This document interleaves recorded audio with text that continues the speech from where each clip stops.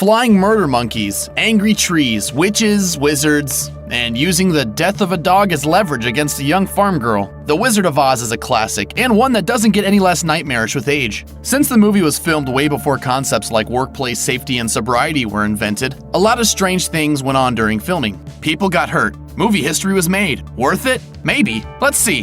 One small voice. One of the tough things about The Wizard of Oz is separating fact from fiction, especially when it comes to long-standing rumors about the film's massive mob of munchkins. According to the munchkins themselves, there was no drunken carousing, no orgies, and no need for them to be picked up with butterfly nets for shooting the next morning. In fact, the stories make them sad, so cut it out. The core group of munchkins was made up of a troupe of European vaudeville actors called the Singer Midgets, but Munchkin Mickey Carroll was born in St. Louis. That meant that he had something big going for him. He could speak English. When it came time for filming, they needed people who could deliver what would become some pretty iconic lines. Carroll performed these lines along with Munchkin coroner Meinhard Robbie. It was Carroll who provided voices for the Lollipop Guild and even said the iconic "Follow the Yellow Brick Road." By the end of filming, he'd spent 3 weeks doing voiceover work, including Auntie M's panicked shouts when the tornado hits, when she couldn't yell loud enough. Carroll was one of the last surviving Munchkins, dying in 2009 at 89 years old. We hope he found his own happiness at the end of the rainbow. The Wizard of Booze.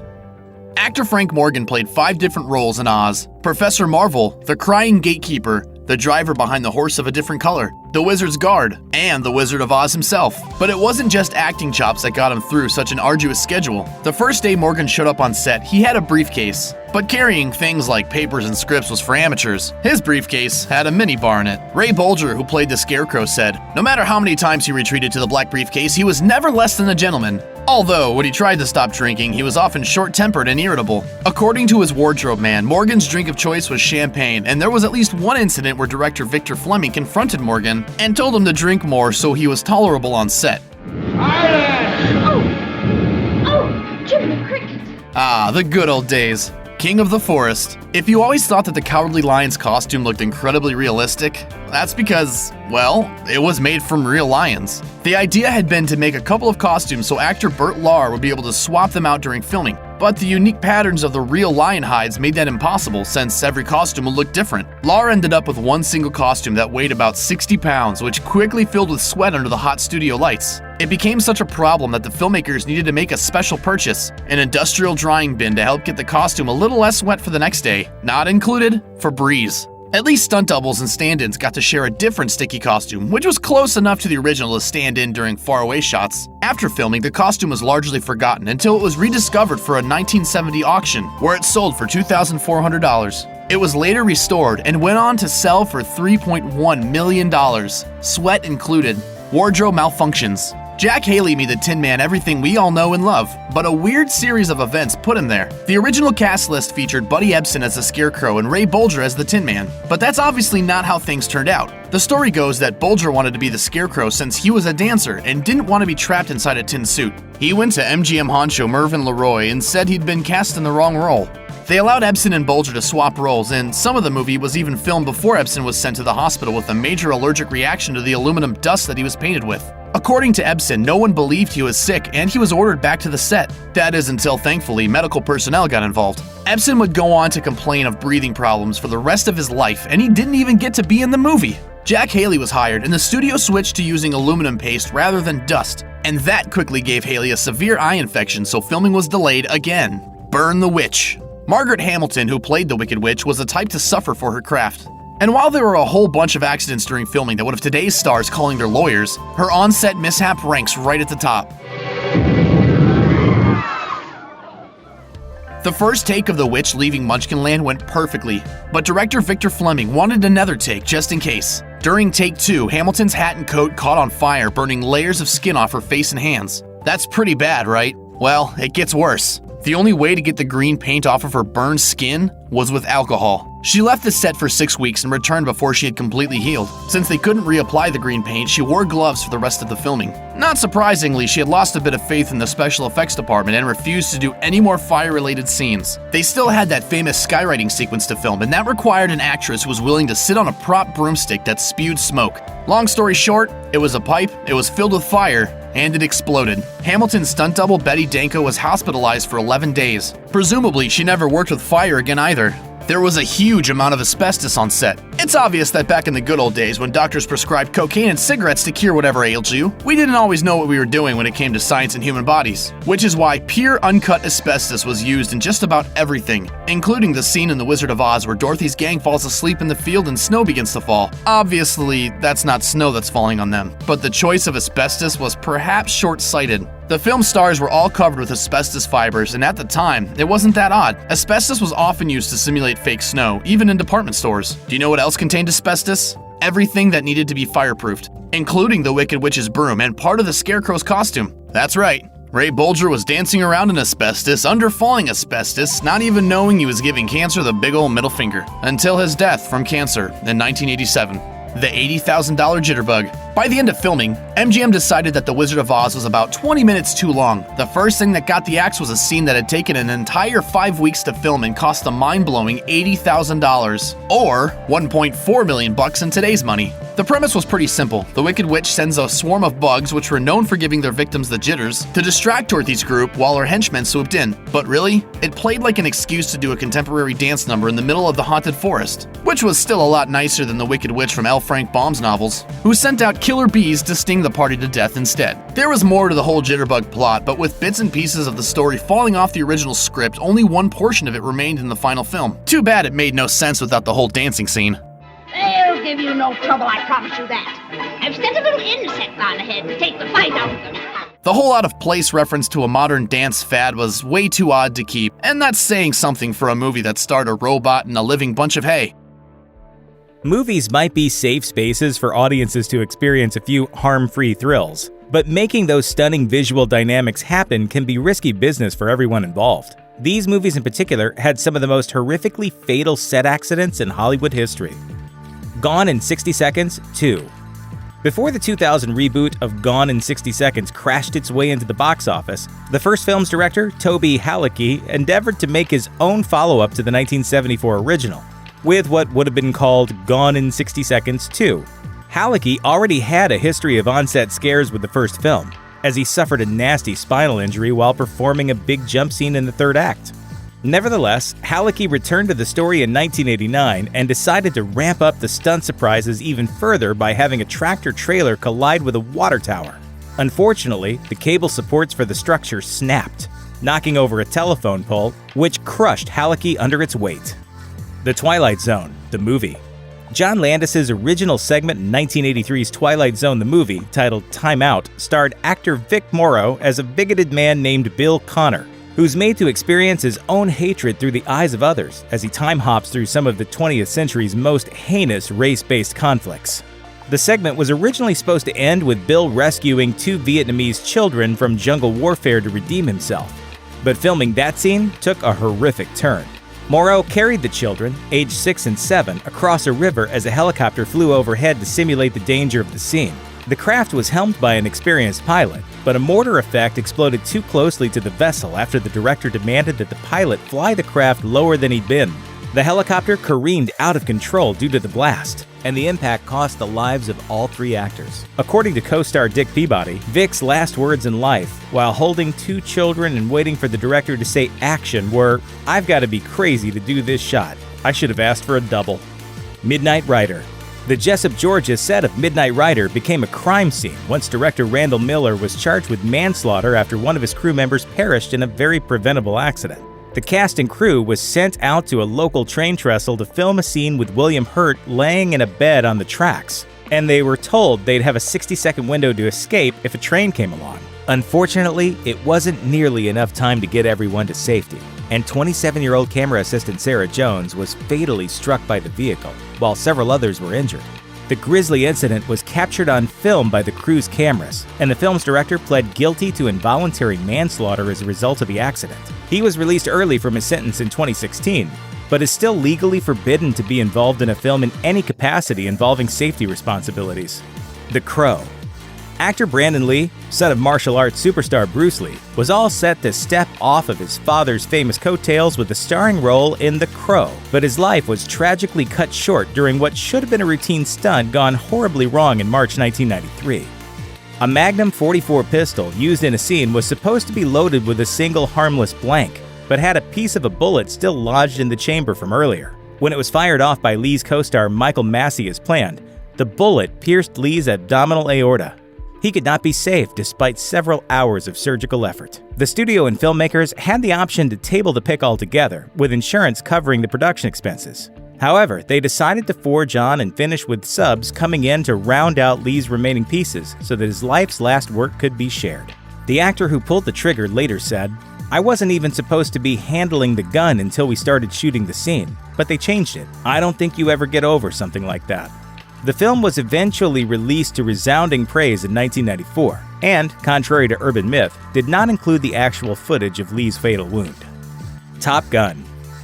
All those aerial trick maneuvers that made Top Gun such a maverick movie came at a devastating cost for one of the pilots who helped make them happen. The life of Art Scholl, an experienced airman, was lost during the production of the 1986 action-adventure classic, after he lost control of his plane during an inverted flat spin and crashed into the Pacific Ocean. Eerily enough, the circumstances of the accident were strikingly similar to what happened in the events of the movie itself, in which the character Goose also perished after failing to recover from a flat spin.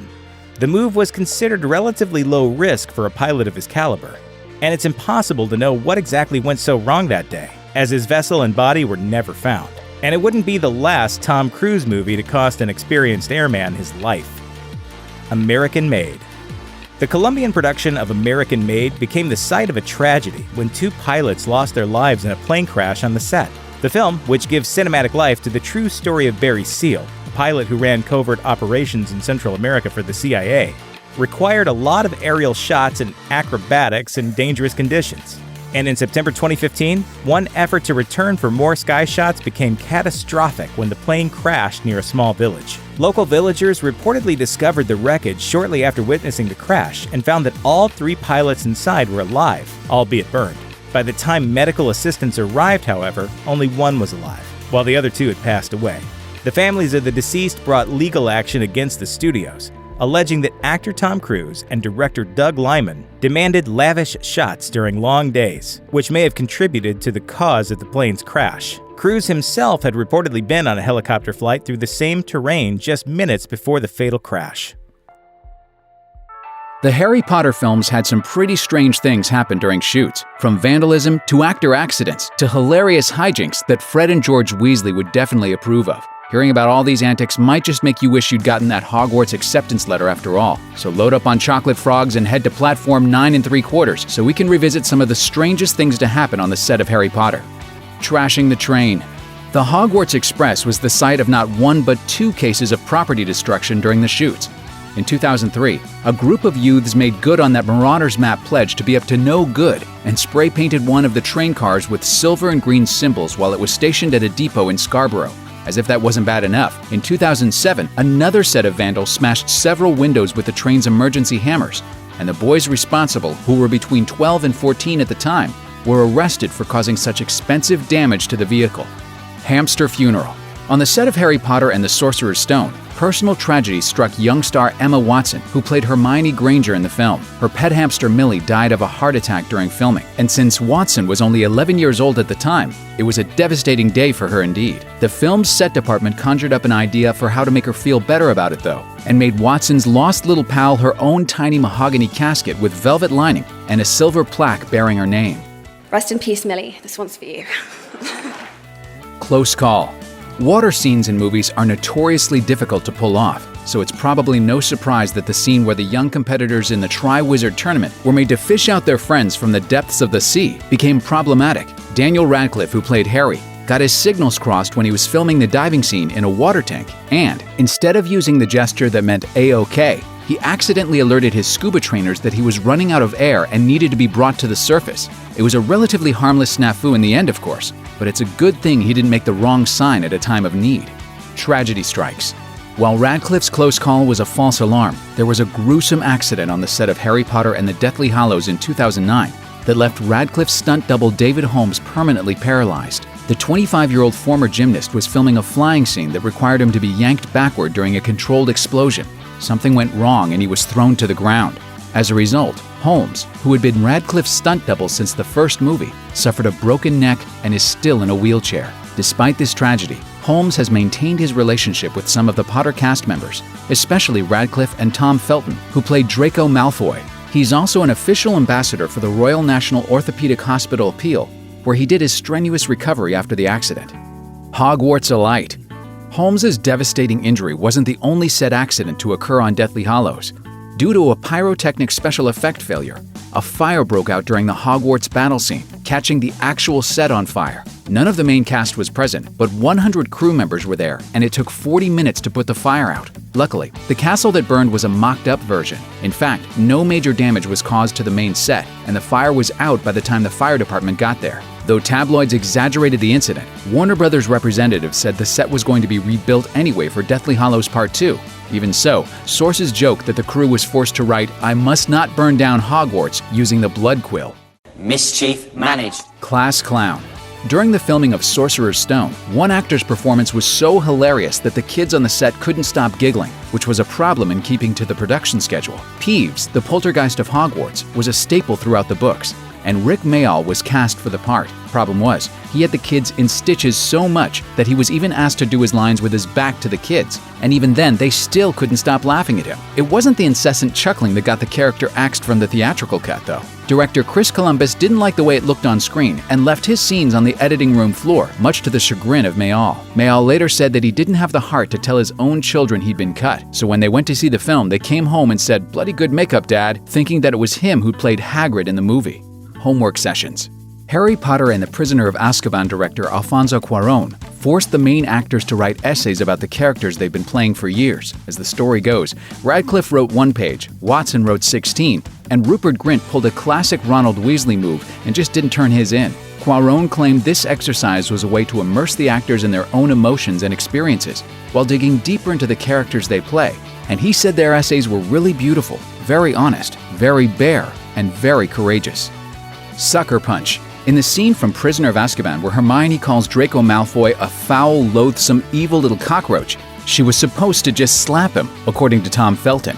But apparently, Watson got carried away and punched her co-star instead. Felton says she has a mean hook and that he walked away from the incident with his tail tucked between his legs and his hearing sort of impaired. I feel terrible. I feel really bad.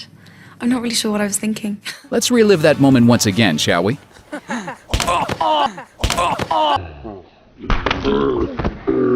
Chances are, he won't be calling anyone a mudblood in real life anytime soon with the memory of that hit in mind. Think you know The Walking Dead? Even the most die-hard zombie head doesn't know everything that goes on during filming of the hit series, but there's plenty. Here are some truly bizarre things that happened on the set of The Walking Dead. Merle's gone wild. These days, Walking Dead stars like Andrew Lincoln and Norman Reedus are household names. But during the filming of Season 1, Atlanta residents were unaware of the soon-to-be global television phenomenon taking place in their backyards. You might remember the scene in the show's second episode, Guts, where Merle, played by Michael Rooker, perches on a roof with a sniper rifle and uses the walkers in the street below as target practice. When one Atlanta resident saw actor Rooker seemingly firing a rifle from the roof of a local building, they understandably called the fuzz. Luckily, the production crew was able to clear things up with the local police and SWAT team, and no one was hurt. To be fair, you'd probably freak out too if you saw Merle brandishing a weapon in your hometown. It's zombie blood, officer!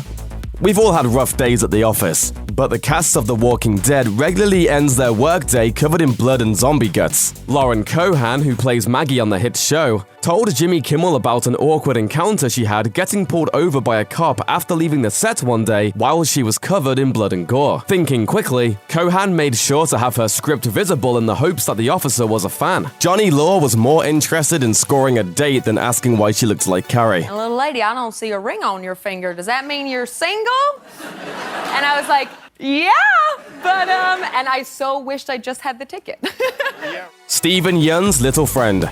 It isn't just zombies that The Walking Dead cast encounters deep in the woods. Glenn himself, Stephen Yeun, told Conan O'Brien about the time he ended a day filming in nature with a new little pal. I was doing the regular tick check, and then I went to go into the shower, and then I pulled my pants down, and I had a guy on my guy.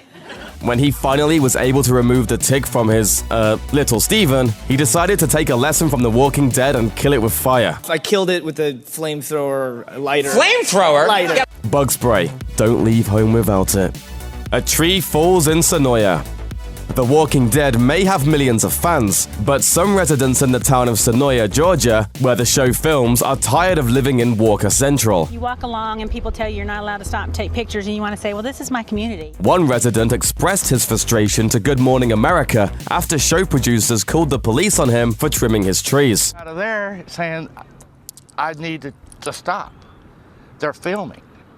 I said, well, no.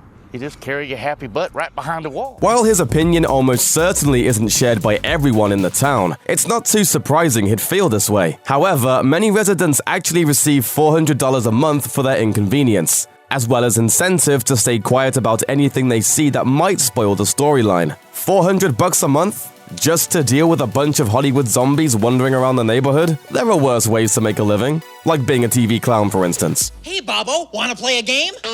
Okay, look up. Look down. Now look at Mr. Frying Pan. Nighty Night Glenn. Like us, the cast and crew of The Walking Dead miss Glenn and actor Stephen Yeun, following Glenn's on-screen death. What? Glenn died? I'm really far behind, oops. Anyway, The Walking Dead creator Robert Kirkman shared one of his favorite memories of Stephen with Entertainment Weekly. It seems that on Yeun's first day of filming, the actor had to run back and forth to grab Rick's hat from a tank. He hadn't eaten anything all day and blacked out. Kirkman says Yeun was a good sport about it, but the cast still give him grief. Talk about an embarrassing first day on the job.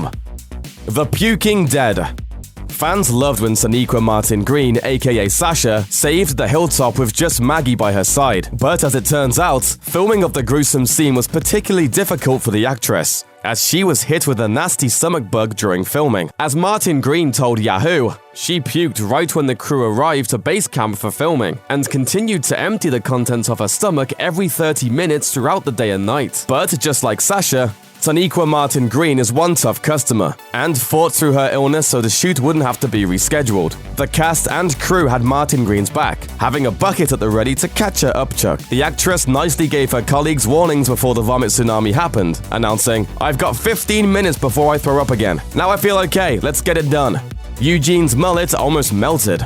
It's not easy to get a mullet as sweet as Eugene's, and actor Josh McDermott almost lost his business in the front, party in the back locked during the filming of the season 5 episode Self-Help.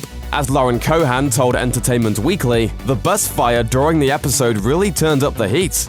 When the 6 of us were on the road and the bus went up in flames, and the flames were much bigger than we thought they were going to be. The heat from the flames caused everyone's backsides to get toasty, and the heavy rains caused poor Josh McDermott's hair dye to start to melt. Cohan explains that the combination of having a burned bum and the heavy rains washing out Jess's sweet mullet made her totally lose it. Like the fact that my whole backside was literally getting scorched, and Josh's was as well, and the rain started coming down and melting the hair dye out of his hair, and I just started laughing. Cohan revealed that she had a hard time keeping a straight face during filming, and nudged McDermott to keep him away from the crazy inferno. The moment is captured in the episode, and now fans know the real story. But if you watch the episode, you can actually see us just trying to hold it together, and it's in the episode, but you'd only know if you were hearing the story, which you're hearing right now. So if you want to get Eugene's luxurious mullet, it's probably a good idea to stay out of the rain and away from open flames. Pranks for the memories. The Walking Dead can be a pretty heavy show, so it's no wonder that the cast needs to blow off some steam from time to time. Andrew Lincoln and Norman Reedus have an ongoing prank war that has gone to some pretty crazy places. As Reedus told James Corden, one prank involved Norman placing an 80s-style airbrushed custom Daryl Dixon license plate on Lincoln's car. Right. And he never noticed. So months he drove around with this on his car. Right. Before Lincoln even had time to retaliate, Reedus pulled another prank that featured some serious foul play. He walked into his trailer and I filled it full of chickens. Yeah. What? You filled his trailer full of chickens? Yeah. And because pranks are the universal language, Reedus pulled another fast one on Lincoln during a promotional event for The Walking Dead's 4th season in Japan. Thank you very much. Do you want to practice your lines I taught you? Tolewa dokadeska. Is that right? Yeah. Tolewa dokadeska. Cheers. It's great to be here. Turns out that the phrases Lincoln used with his Japanese host didn't mean thank you as Reedus told him. Well, it means where's the toilet? son of a... Then there was the time Regis filled the air conditioner in Lincoln's car with glitter. After that glitter bomb, the war was on. Regis revealed on Talking Dead that Lincoln's prank revenge involved a sex doll and Daryl's motorcycle. Andy took my motorcycle and put it on that boat and put a sex doll on it and then pushed it out in the middle of the lake. That was the last one, so he's due. Naked Norman. Daryl in his birthday suit might be a dream come true for Daryl and Carol shippers, but on the Walking Dead set, Norman Reedus dropping trow is a regular occurrence. When Reedus was late to set one day after his alarm clock failed to go off, the crew had to improvise by putting a stunt double in Daryl's outfit on a motorcycle. Reedus wanted to be in the scene, so he rushed to set and stripped off his clothes on the way. I was late. They put one of the crew members in my outfit, and I ran up and got naked, and I was like, bring that bike back here. Of course, Reedus had to bear all for the season 7 episode where Daryl is held prisoner by Negan and forced to scarf down dog food. But the actor clearly isn't afraid of the full Monty, as he told TV Guide. I walked in and wardrobe was like, do you want to wear a sock over your junk? And I was like, nope. I just went in, naked. I sat down naked in front of the whole camera crew, and everyone's head just moved to the right. It was like they were watching Wimbledon. Norman Reedus has Rick's beard. Norman Reedus is known for his pranks and bizarre on-set antics, but this one just might be the strangest. It turns out the actor is also holding Andrew Lincoln's beard. But I actually have Andrew's beard in my refrigerator. As he revealed to Entertainment Tonight, Reedus kept Lincoln's manly scruff from the memorable season 5 episode where Rick shaves. If that wasn't proof enough, Reedus shared a photo of Rick's grey facial hair on Instagram. By now you may be asking, why would Norman Reedus save Andrew Lincoln's beard in a plastic bag? Your guess is as good as his. But it probably has to do with true bromance. By all accounts, the sets of Game of Thrones seem like mighty fun and interesting places to be, mainly because dragons and White Walkers aren't real, and swords and armor are pretty cool. Still, some of the shenanigans and troubles on set are almost equal to the trials and tribulations of Westeros. Here's a look at some of the bizarre things that happened on the set of Game of Thrones. They destroyed a natural wonder. Malta was chosen for one of the shooting locations during the first season, but during the filming of the Dothraki wedding scene at the Dwemer Heritage Park, relations soured between the showrunners and Malta's government. When the production crew poured sand on protected fossil-rich rock beds without any protective membrane, the sand seeped into the land and cemented, burying local flora and fauna, and causing what an independent inquiry called damage to irreplaceable fossil and ichthofossil features. A local production company was fined €36,500 for the damage, and the series left Malta soon thereafter. According to some sources, the Maltese government banned the show from continuing to film in the country. However, some Maltese blame the debacle on the lack of oversight from the Malta Environmental and Planning Authority, and have even called for the authority's bureaucrats to be beheaded and have their heads displayed on pikes to entice HBO to return. Way to get into character, Malta. Skinning real stags. In case you haven't noticed, Game of Thrones is big into symbolism, so considering the fate of the Baratheon family, whose house symbol is a stag, it's no wonder the show wound up using a lot of dead deer. For instance, the dead stag the Starks find in the pilot episode, that was a real stag that had been shot and butchered a couple days before the scene was filmed. By the time they were ready to film, the corpse was quite ripe, and the actors struggled to keep from vomiting throughout the takes. Later in the series, Tywin Lannister was introduced in a scene where he was skinning a stag. Actor Charles Dance had 1 day to learn how to skin it. He told the Daily Beast, "This butcher arrived with a dead animal, and they gave me a little room to work in, gave me a sharp knife, and showed me how to skin it and spill the guts into a bucket. The next day, they gave me another dead animal, and we shot it. It was a bloody good time, but it took me 2 days to get the smell off my hands."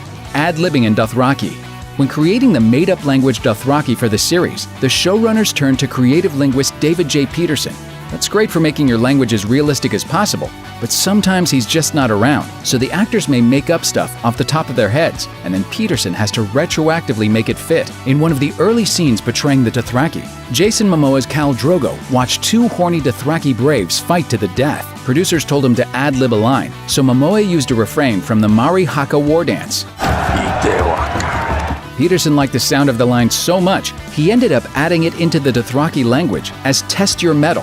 Not bad, but the improvisational dictionary didn't stop there. Ian Glenn got into the action as well. When the producers forced him to ad-lib a Dothraki line at the last minute, the producers realized they needed his character, Jorah Mormont, to holler "take all the golden jewels" in Dothraki so they could put that up on screen as a subtitle. Glenn just made up some nonsense sounds that went a little something like this. Fortunately, Peterson, being the pro-linguist that he is, later managed to translate that bunch of gobbledygook into "the loose valuables are for loading." That's some awkward phrasing, but it almost makes sense considering Jorah speaks Dothraki as a second language. Hurricane Katya versus the Knights of Summer. Scenes of Renly's camp in Season 2 were meant to be sunny and upbeat, a reflection of the ethos of the Knights of Summer, who see war as a game. Problem was, Hurricane Katya struck in the middle of filming, leading to some unscripted and scary moments. According to Finn Jones, who played Loras Tyrell, literally the whole extras tent, which was about 1,000 extras and all their costumes, took off into the air. It was actually terrifying with things swinging down and people getting knocked out. It was absolute chaos. So that was a real disaster, but luckily everyone was okay in the end. Well, not quite everyone. 5 extras were taken to the hospital for treatment, and that's not even counting the smoke baby. Perverted executives.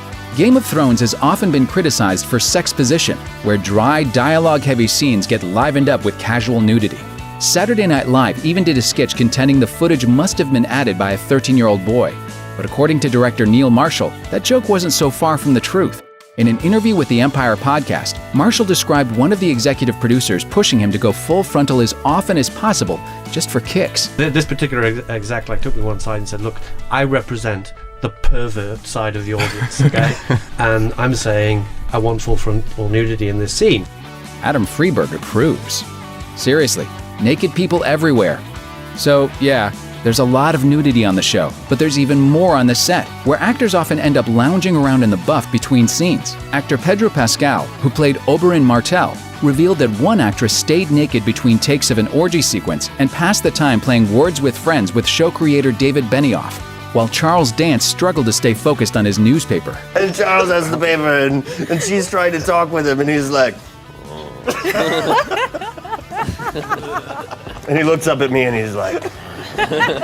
That seems to be just par for the course, according to Jaime Lannister actor Nikolai Coster-Waldau, who told GQ, "I've seen Sean Bean naked, I've seen Mark Addy and Lena. We do that at the read-through. We just strip naked and read the script." Adam Friedberg approves. Horse heart. Ever wonder what a horse heart tastes like? Well, one thing it apparently does not taste like is gummy bears. Amelia Clark discovered this the hard way when she had to eat a fake horse heart, which she was assured would taste like the colorful candy. It didn't.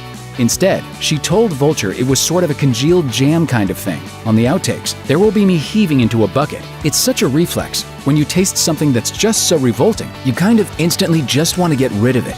It's safe to say that I didn't eat lunch that day. To make things worse, she ended up getting covered from head to toe in sticky fake blood and disappeared from the set for a while because she accidentally got stuck to her toilet seat. Adam Freeberg approves. A Hollywood blockbuster represents thousands of hours of work, which means that no matter how great the finished product, some pretty interesting stuff happens behind the scenes of most films that we, the public, never get to hear about. Except on super cool YouTube videos like this one. Here's a look at the filming of the Matrix franchise and some of the crazy things that happened when the cameras weren't rolling. Required reading. Matrix star Keanu Reeves had to read 1,000 pages worth of philosophy and evolutionary psychology before he was even allowed to see the complete script for the film. But everyone in the cast had a homework assignment to read a dense book of French postmodern philosophy called Simulacra and Simulation by Jean Baudrillard. That's because the film's directors, the Wachowskis, wanted to be sure that everyone in the movie really understood the concept behind the Matrix and could explain it when asked, unlike Morpheus, who clearly didn't do the reading. Unfortunately, no one can be told what the Matrix is. You have to see it for yourself. The scene Warner Brothers didn't want you to see. The Matrix special effects team studied everything from the physics of fluid dynamics to the exploding patterns of different types of glass in order to create this awe-inspiring helicopter crash.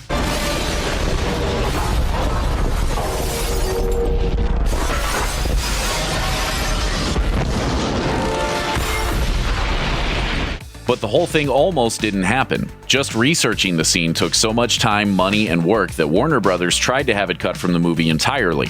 Fortunately, the Wachowskis' passion won out and the helicopter crash stayed in, using just about every kind of special effect available at the time. The Matrix was a comic before it was a movie. Before they blew your mind with this breakout sci-fi hit, directing duo the Wachowskis had only one other successful film to their name, the lesbian crime drama Bound. So, to convince Warner Brothers to fund The Matrix, they got comic artists Jeff Darrow and Steve Scrose to turn the script into a shot-for-shot storyboard of the entire film. The 600-page storyboard was impressive enough to get the studio to take the red pill, giving the Wachowskis a $60 million budget to make their vision a reality. Warner Brothers' only stipulation? That they got to pick the film's star, though their choice of Keanu Reeves wasn't initially a big hit with the Wachowskis. Turns out they just didn't know Reeves had a skill set that went way beyond what they'd seen in Bill and Ted's Excellent Adventure. I know Kung Fu. All the white shirts were actually green. If you noticed that every scene set inside the Matrix simulation is kind of green and queasy looking, you're not imagining things. It was a visual trick used by the filmmakers to give the world a sterile, artificial feel. Which, sure, they could have accomplished with a filter in post-production, but costume designer Kim Barrett went the extra mile and put every light-colored piece of clothing worn by the cast through a green wash that also goes extra nicely with the color scheme in the Oracle's kitchen. The Matrix took its casting director to some interesting places. For Neo, this training simulation was designed to teach him to keep an eye out for the movie's evil agents. But if you take Morpheus's advice, you'll notice something weird. Some of the people in this crowd look exactly alike. For the filmmakers, it was a subtle hint that whoever made this simulation took shortcuts, copying and pasting the same code multiple different times. But for casting director Tim Little, it was a challenge, because he was the one who had to scour the entire country of Australia for dozens of pale-skinned twins and triplets to use in the scene. That wasn't the best part of the job, however. Little actually had the most fun visiting local fetish clubs to find extras who would be comfortable in some of the film's more extreme costume options. The Matrix recycles. Back in the day, the sets constructed for The Matrix Reloaded and The Matrix Revolutions were among the most ambitious ever built, like the 1.5-mile stretch of fake highway that was built from scratch for this chase scene. But it didn't go to waste. 97.5% of the materials used in the final 2 Matrix movies were either recycled or repurposed to build low-income housing in Mexico, which means that someone is probably sitting in a living room right now where the very walls are imbued with molecules of Keanu Reeves' kung fu sweat. Hugo Weaving's epiphany. One of the best parts of The Matrix Reloaded is the Burly Brawl, where Neo battles an army of clones of the evil Agent Smith. This scene was partially accomplished through CGI, but it was mostly done by making up a herd of stuntmen to look just like actor Hugo Weaving. And unfortunately, this awesome movie moment shattered any illusions Weaving had about his receding hairline. Talk about a bad way to find out that you're going bald. Yeah, here I'm looking at everyone from the side and I go, look how far it's gone. Keanu Reeves gave away a lot of Matrix money. Despite what you may have heard, Keanu Reeves didn't donate his entire salary to the movie's special effects crew, but he did sign away his residual payments forever in order to funnel money back into the trilogy's production. Nobody knows exactly how much money Reeves passed up in order to give the crew another 2 movies worth of job security, but it would have been in the millions. We'll give you a second to let that sink in. He is the one.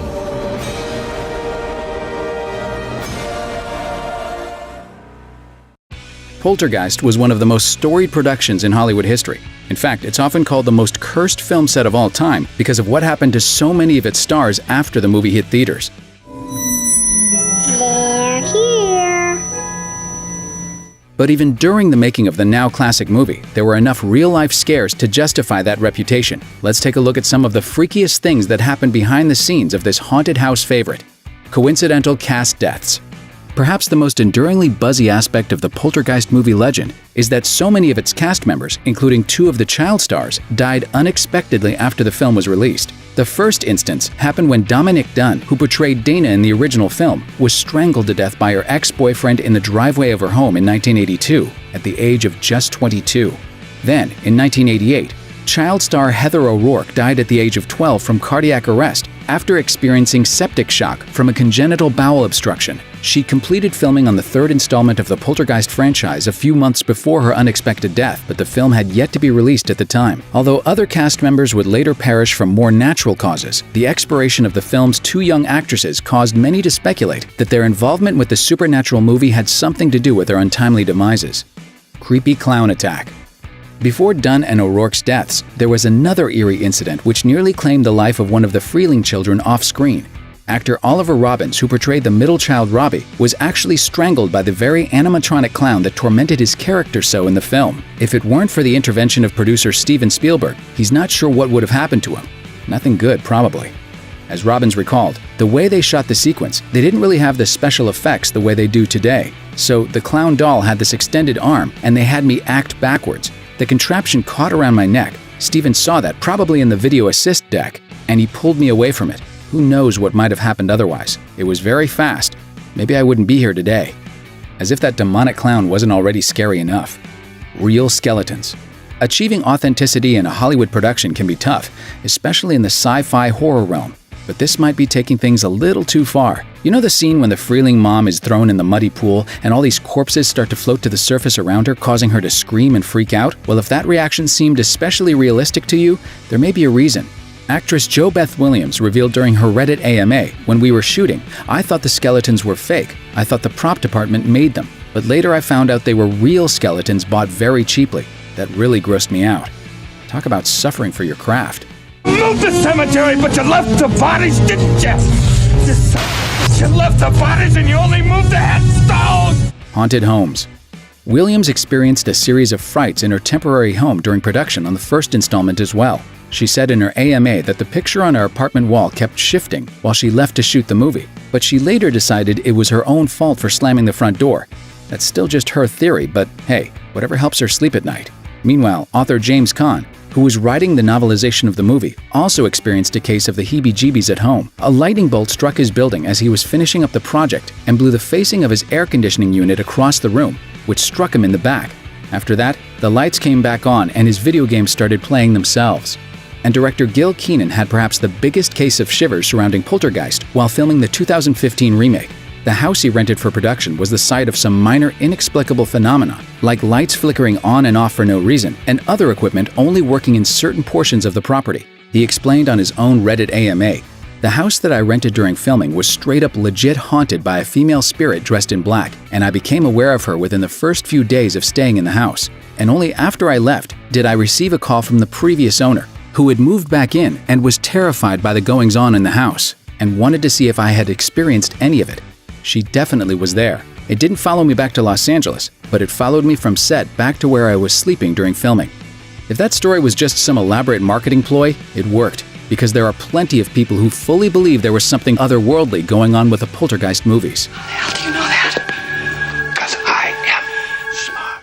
On-set oddities.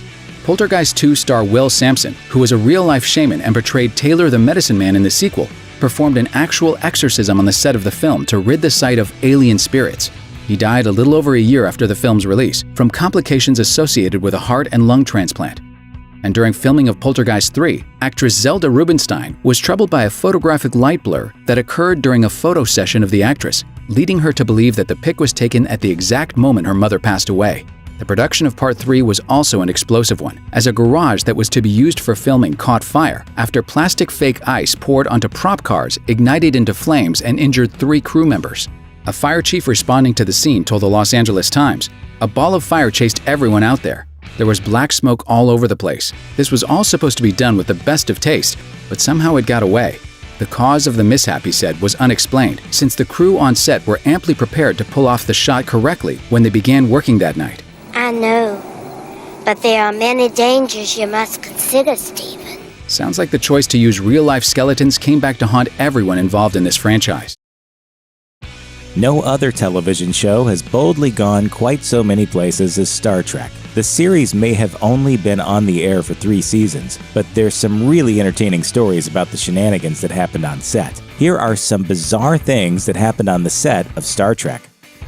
Tinnitus plagues 50 million Americans, and it's one of those things that's a lot worse than it sounds. Tinnitus is the medical term for a ringing in the ears that never goes away, and some special effects caused 2 key Star Trek cast members to experience it. William Shatner and Leonard Nimoy were both standing too close to a special effects explosion during the filming of the first season Star Trek episode Arena. For years, both men suffered from tinnitus, but it was especially debilitating for Shatner. The actor wrote, "There were days when I didn't know how I would survive the agony. I was so tormented by the screeching in my head, I really thought I would not be able to go on."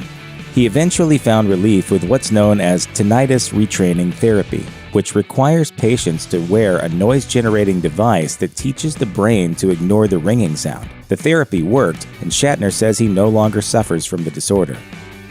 Today, William Shatner has a reputation as being a pretty mellow guy who isn't afraid to make fun of himself. But during the early years of Star Trek, he was kind of a diva. When the producers told the cast the show would feature the world's first televised interracial kiss, they'd already decided it would be between Spock and Uhura, which would have made it the world's first human and alien kiss as well. Shatner was not having it. In his mind, if there was going to be a first anything on Star Trek, he needed to be a part of that. Evidently, the show's producers felt bullied by their spoiled star, so they rewrote the scene to make that first interracial kiss between Kirk and Uhura instead. Nichelle Nichols, who played Uhura, later told the Vancouver Sun, "Bill wanted to rehearse all the time. He said he wanted to get this right. I said to him, it's right. I promise you, it's right." And the camera was shaking and the director was laughing his head off. We had a really good time. And we're laughing, in between every cut, he's doing things like, "I told you I'm going to get you one day." No, you didn't. Star Trek was one of the most progressive television shows of its time. It had a black actress in a starring role, and her character was fourth in command of a 23rd century starship. But just because Nichelle Nichols played a character who existed in a world without racism doesn't mean that she was treated that way off camera. The actress was sometimes told she couldn't go through the same studio gate as the other actors. She told the Huffington Post, "There were instances where I was turned away from entering the studio at the walk-on gate, and I had to go all the way around to the front gate, sign in, and come back. A guard on the set told me I had no right being there, that they had replaced a blue-eyed blonde with me." Nichols stuck with it, though. In fact, an encounter with Martin Luther King Jr. convinced her to remain on the show right when she was on the brink of leaving. He reminded her that her role on Star Trek went beyond being black or a woman. King told the actress that she had broken ground playing Uhura. Nichols continued to play the character for 25 years. The Enterprise was no stranger to infestations. There were those adorable, if totally featureless and personality-free, tribbles. Then there was that weird infestation of short-lived humans known as red shirts. There were a couple of non-fiction infestations, too. "I want these things off the ship. I don't care if it takes every man we've got. I want them off the ship." Pigeons infiltrated the set during the filming of the first pilot. The birds were nesting in the rafters, and they had the annoying habit of cooing whenever then lead Jeffrey Hunter had a line. The crew tried to shoo them away, but they kept flying into the equipment. They were finally able to lure the pigeons off set with breadcrumbs. That wouldn't be the last time the set was infiltrated by pests, though. A colony of bees swarmed the set during the filming of the second pilot, Where No Man Has Gone Before. Oh, no, not the bees! Not the bees! Ah! Oh, my eyes! Eyes! Ah! The bees, or wasps, depending on the story, descended during the 5th day of production, terrorizing the cast and crew. William Shatner was stung on the eyelid, which you can spot if you watch the episode closely. There was no such thing as CGI in the 1960s, so if you were going to have a scene with a tiger, you had to have a scene with a tiger. That was the plan for the 1966 episode Shore Leave, but not everyone thought it was a great idea. Shatner, though, wasn't just cool with the idea. He thought Captain Kirk should possibly wrestle the tiger until the beast got loose and, quote, went berserk. But once he actually saw it, Shatner changed his mind about the whole wrestling thing. The actor later recalled, "Instantly my testicles rose up into my Adam's apple, and the ignorant machismo that had been pulsing so heartily through my veins was replaced by sheer abject terror. I stood there trying not to look too horrified as I gracefully backed down from wrestling the tiger for the good of the show." Imagine you wheel your grocery cart up to the automatic doors at the store, and said doors just fail to open. That, minus the grocery cart, was pretty much a reality for the actors on the original Star Trek. The reason the doors failed so spectacularly is because they weren't really automatic. They were just operated by a pair of stagehands. They usually failed because one or both stagehands missed their cue and didn't open them in time. It happens so frequently there is actually an entire blooper reel containing nothing but William Shatner walking into the automatic doors. The sliding door problem was never really overcome either. It continued to plague Star Trek productions through subsequent incarnations of the franchise. Star Trek has come a long way in terms of its portrayal of women, but in the early days, female characters weren't exactly known to have much depth. Actress Terry Garr played a ditzy secretary in the second season finale Assignment Earth, and it's a role she has since come to despise. The reason, though, is still something of a mystery. Gar evidently disliked being on Star Trek so much that more than 20 years after her appearance, she still didn't want to talk about it. When Starlog magazine tried to ask her questions about that long-ago role, she became annoyed and told the interviewer, "I have nothing to say about it. I did that years ago, and I mostly deny I ever did it." Assignment Earth was initially meant to be the pilot for a spin-off series, but it didn't get picked up, much to Gar's unabashed pleasure. She told Starlog, "Thank God. Otherwise, all I would get would be Star Trek questions for the rest of my natural life, and probably my unnatural life." You ever see those people who are Star Trek fans? The same people who go to swap meets. Low blow, Gar. Low blow. William Shatner may have acted like a spoiled brat through the 60s, but he wasn't the only one. In fact, Shatner and Leonard Nimoy at one point had a huge, mutually bratty rivalry that escalated to the point where they once both locked themselves in their dressing rooms and refused to come out. George Takei told the story to Howard Stern in 2010 and explained how the whole row was over a photographer. When Shatner found out that a photographer had showed up on set to photograph Nimoy, he decided it was within his authority to kick the photographer out. Takei explained, "Then a group of suits came in and go to Bill's dressing room and spend about 15 minutes there and then go to Leonard's dressing room. We'd see the suits going back and forth from one dressing room to another." As for Shatner kicking the photographer off set, Takei said his contract actually gave him free rein to do it. It turns out that Bill had in his contract an approval of a photographer on the set, and he exercised that. Leonard Nimoy got more fan mail than any other Star Trek cast member, and because he was a pretty decent guy, he actually made an effort to respond to his fans. In fact, Nimoy had so much mail to respond to that he once asked the studio for pens and pencils so he could spend his off time answering fan mail. You'd think the studio would have been happy to comply, but it was just the opposite. They refused to pay for the actor's office supplies. The whole affair eventually turned into a series of memos in which associate producer Robert Justman said he'd been knocked unconscious by what he described as a fiercely vice-like grip upon me somewhere between my neck and shoulders. Shortly thereafter, Justman discovered that the supplies cabinet had been robbed, but no one seems to remember if the studio ever went on to get Nimoy some pens. It's time to face the sticky truth. Spock liked lollipops. Don't worry, it was all perfectly logical. Yes, Leonard Nimoy was fond of sucking on lollipops between takes. Depending on who you ask, it was either because a combination of nerves and dialogue-heavy scenes gave him dry mouth, or because he was a smoker and he needed something to do with his hands. Regardless of which theory you subscribe to, the reason behind Nimoy's lollipop habit isn't actually as much fun as details about where he'd stashed them during takes. Evidently, when the cameras were rolling, he liked to put his half-sucked lollipop inside the lower panel of his tricorder. While Star Trek's most infamous antics happened during the first series, later series weren't exactly immune from unprofessional behavior. When Jeri Ryan joined the cast of Voyager, ratings skyrocketed. It's hard to say if it was Ryan's acting or her skin-tight uniform that gave the show a boost, but Kate Mulgrew, who played Captain Janeway, was not impressed by the decision to take the show in a new, more provocative direction. She was even more annoyed by the fact that it appeared to be working. Mulgrew didn't just keep her budding hatred for Ryan to herself either. She laid it out for everyone to see. First, she insisted Ryan be banned from the restroom because it took too long for her to get in and out of her outfit, and she was wasting everybody's time. But you have to realize there are rules. You'll be expected to follow our protocols.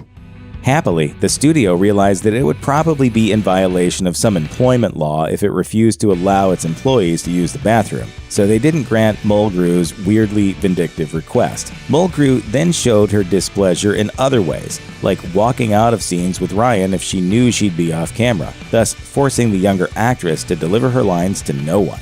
And you thought Shatner was a prima donna. As with all impossibly humongous blockbuster epics, making The Last Jedi required hundreds of people working ridiculous hours in front of and behind the camera.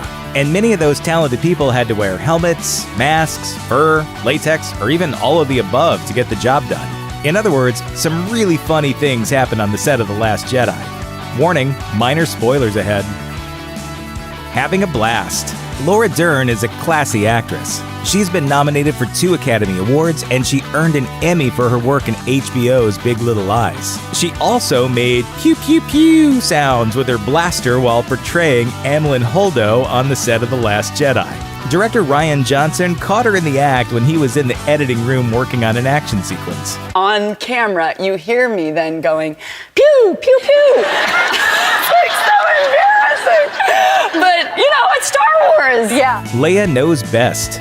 John Boyega didn't play an acrobatic Jedi warrior, but that doesn't mean he was excused from sticking to a strict diet and exercise routine. Finn had to be pretty lean and agile too, so he could ride fathiers and fight Captain Phasma. According to Esquire, most of the cast was following a marathon runner diet, but not everyone was a believer in the power of this extreme regimen, most notably Carrie Fisher, who kept a stash of chocolate in her personal fridge. Boyega told people that when he got tired of his strict diet, he'd go see Carrie Fisher, and she'd tell him to help himself to her chocolate.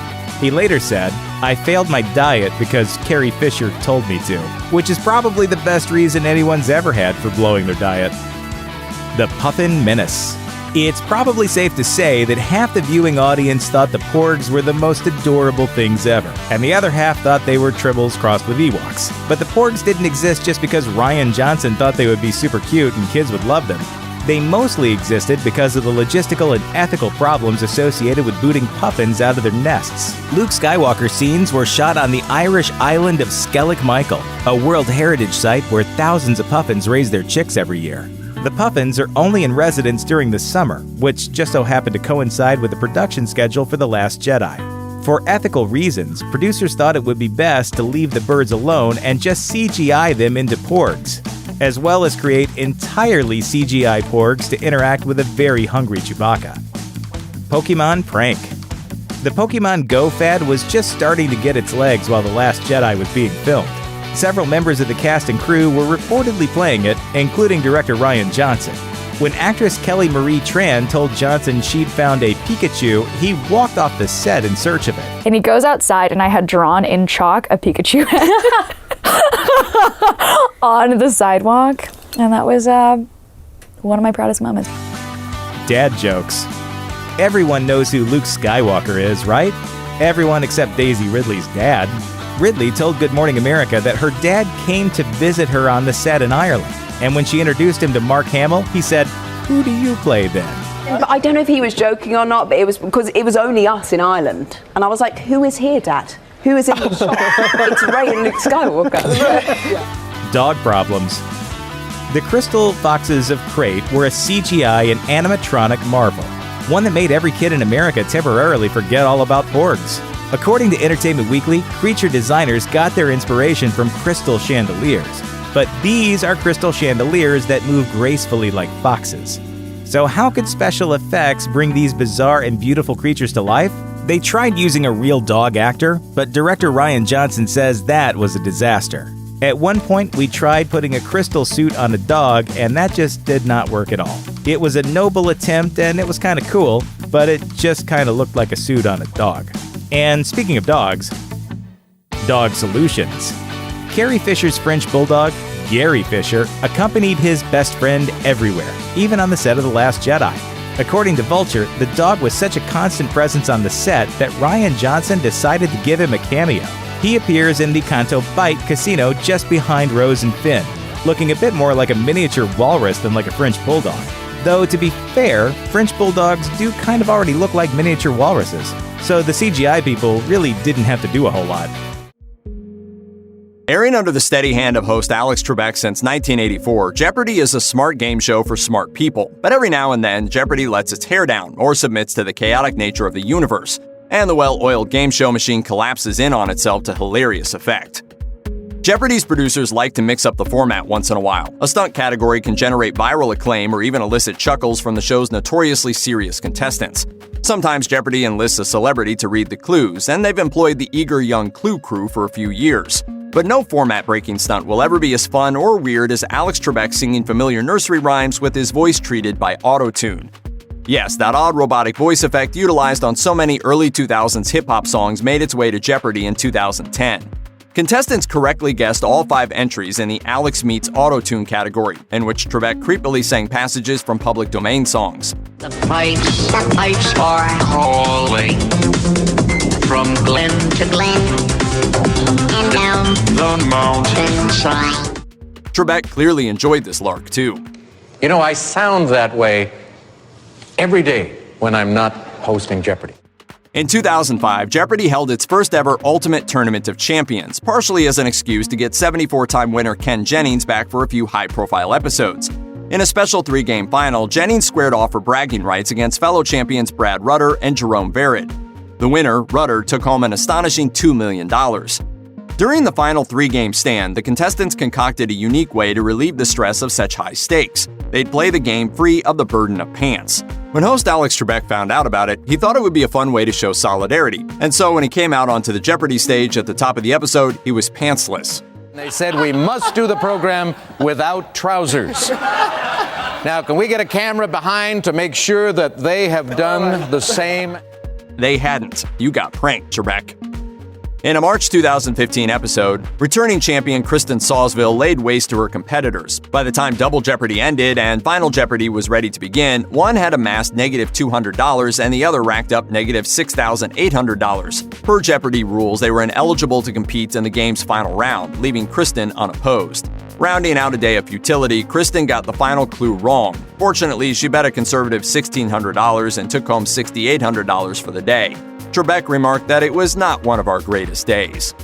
The final Jeopardy category, state capitals. The clue? A 1957 event led to the creation of a national historic site in this city, signed into law by a president whose library is now there too. The correct response? Little Rock, Arkansas. Heading into that last round, players Mike and Claudia were tied with $13,800 each, with Randy at $6,000.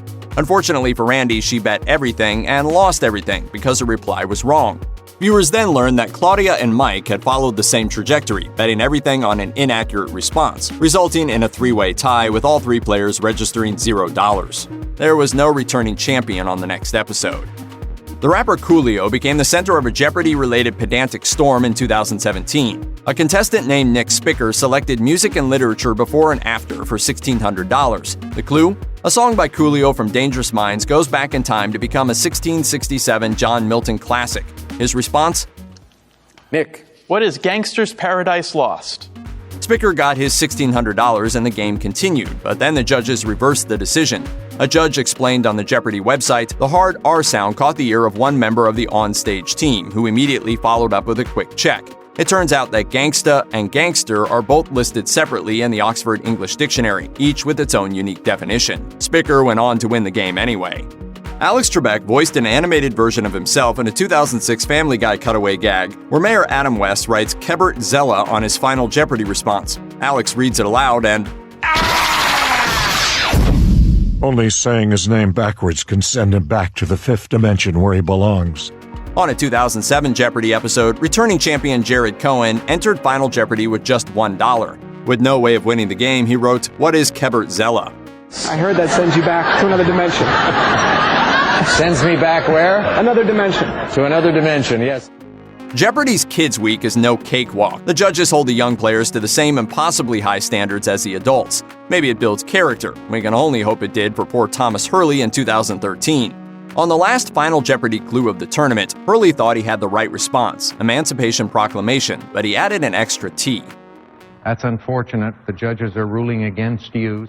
Hurley lost the $3,000 he bet, taking his score down to $6,600.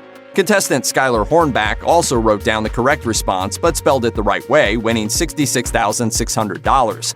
So Hurley wouldn't have won anyway, but it's still a harsh moment.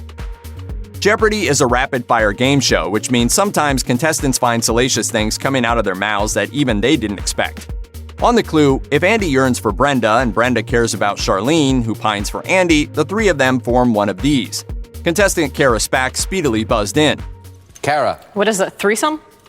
The audience laughed, she cringed, and another contestant correctly responded, "What is a love triangle?" Then Alex couldn't help but joke about the slip-up.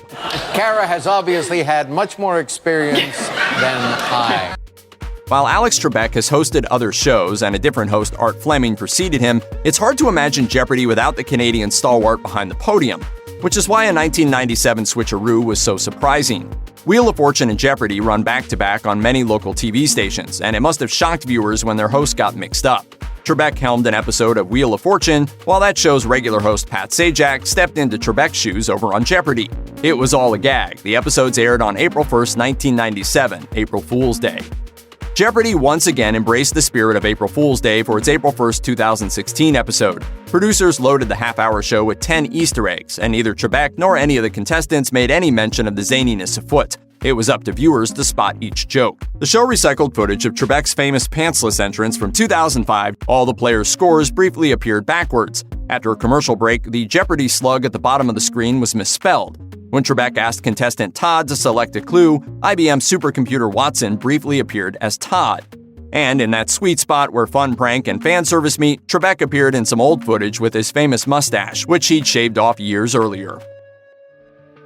Netflix original Stranger Things is a creepy, cool, and immensely popular series that's also a trippy blast from the past.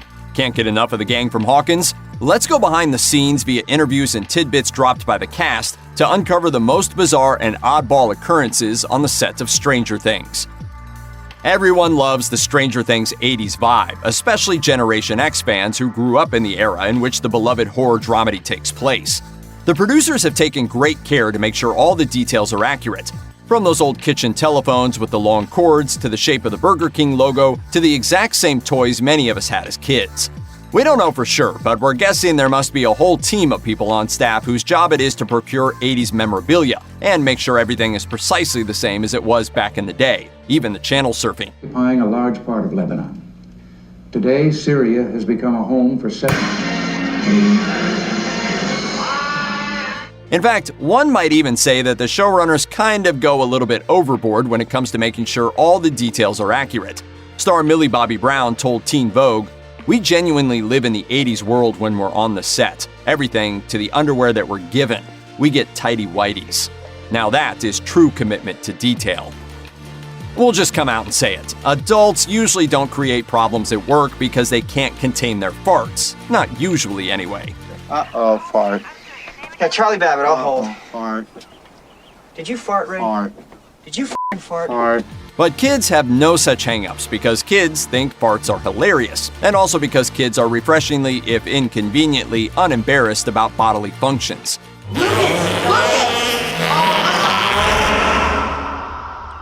What happened? What? In 2016, showrunners Matt and Ross Duffer discussed the ups and downs of flipping vans and working with child actors in an article for Entertainment Weekly, saying, "Millie Bobby Brown was getting more and more frustrated with her male co-stars. Case in point, we're shooting a scene in the abandoned bus and one of the boys decides to fart, more than once. It became so toxic in the bus that the crew had to temporarily evacuate. Tactfully, no one has revealed the identity of either he who smelt it nor he who dealt it. Although the moment was memorable enough that David Harbour also brought it up in a Reddit discussion, writing, "They would sometimes fart during takes. Yep, kids. Little human beings with big important jobs farting during takes. I won't say which one. They were amazing. I'm in awe of their talent." Showrunners Matt and Ross Duffer told NPR that Millie Bobby Brown is an incredible actress with an instinct beyond what most kids her age are capable of.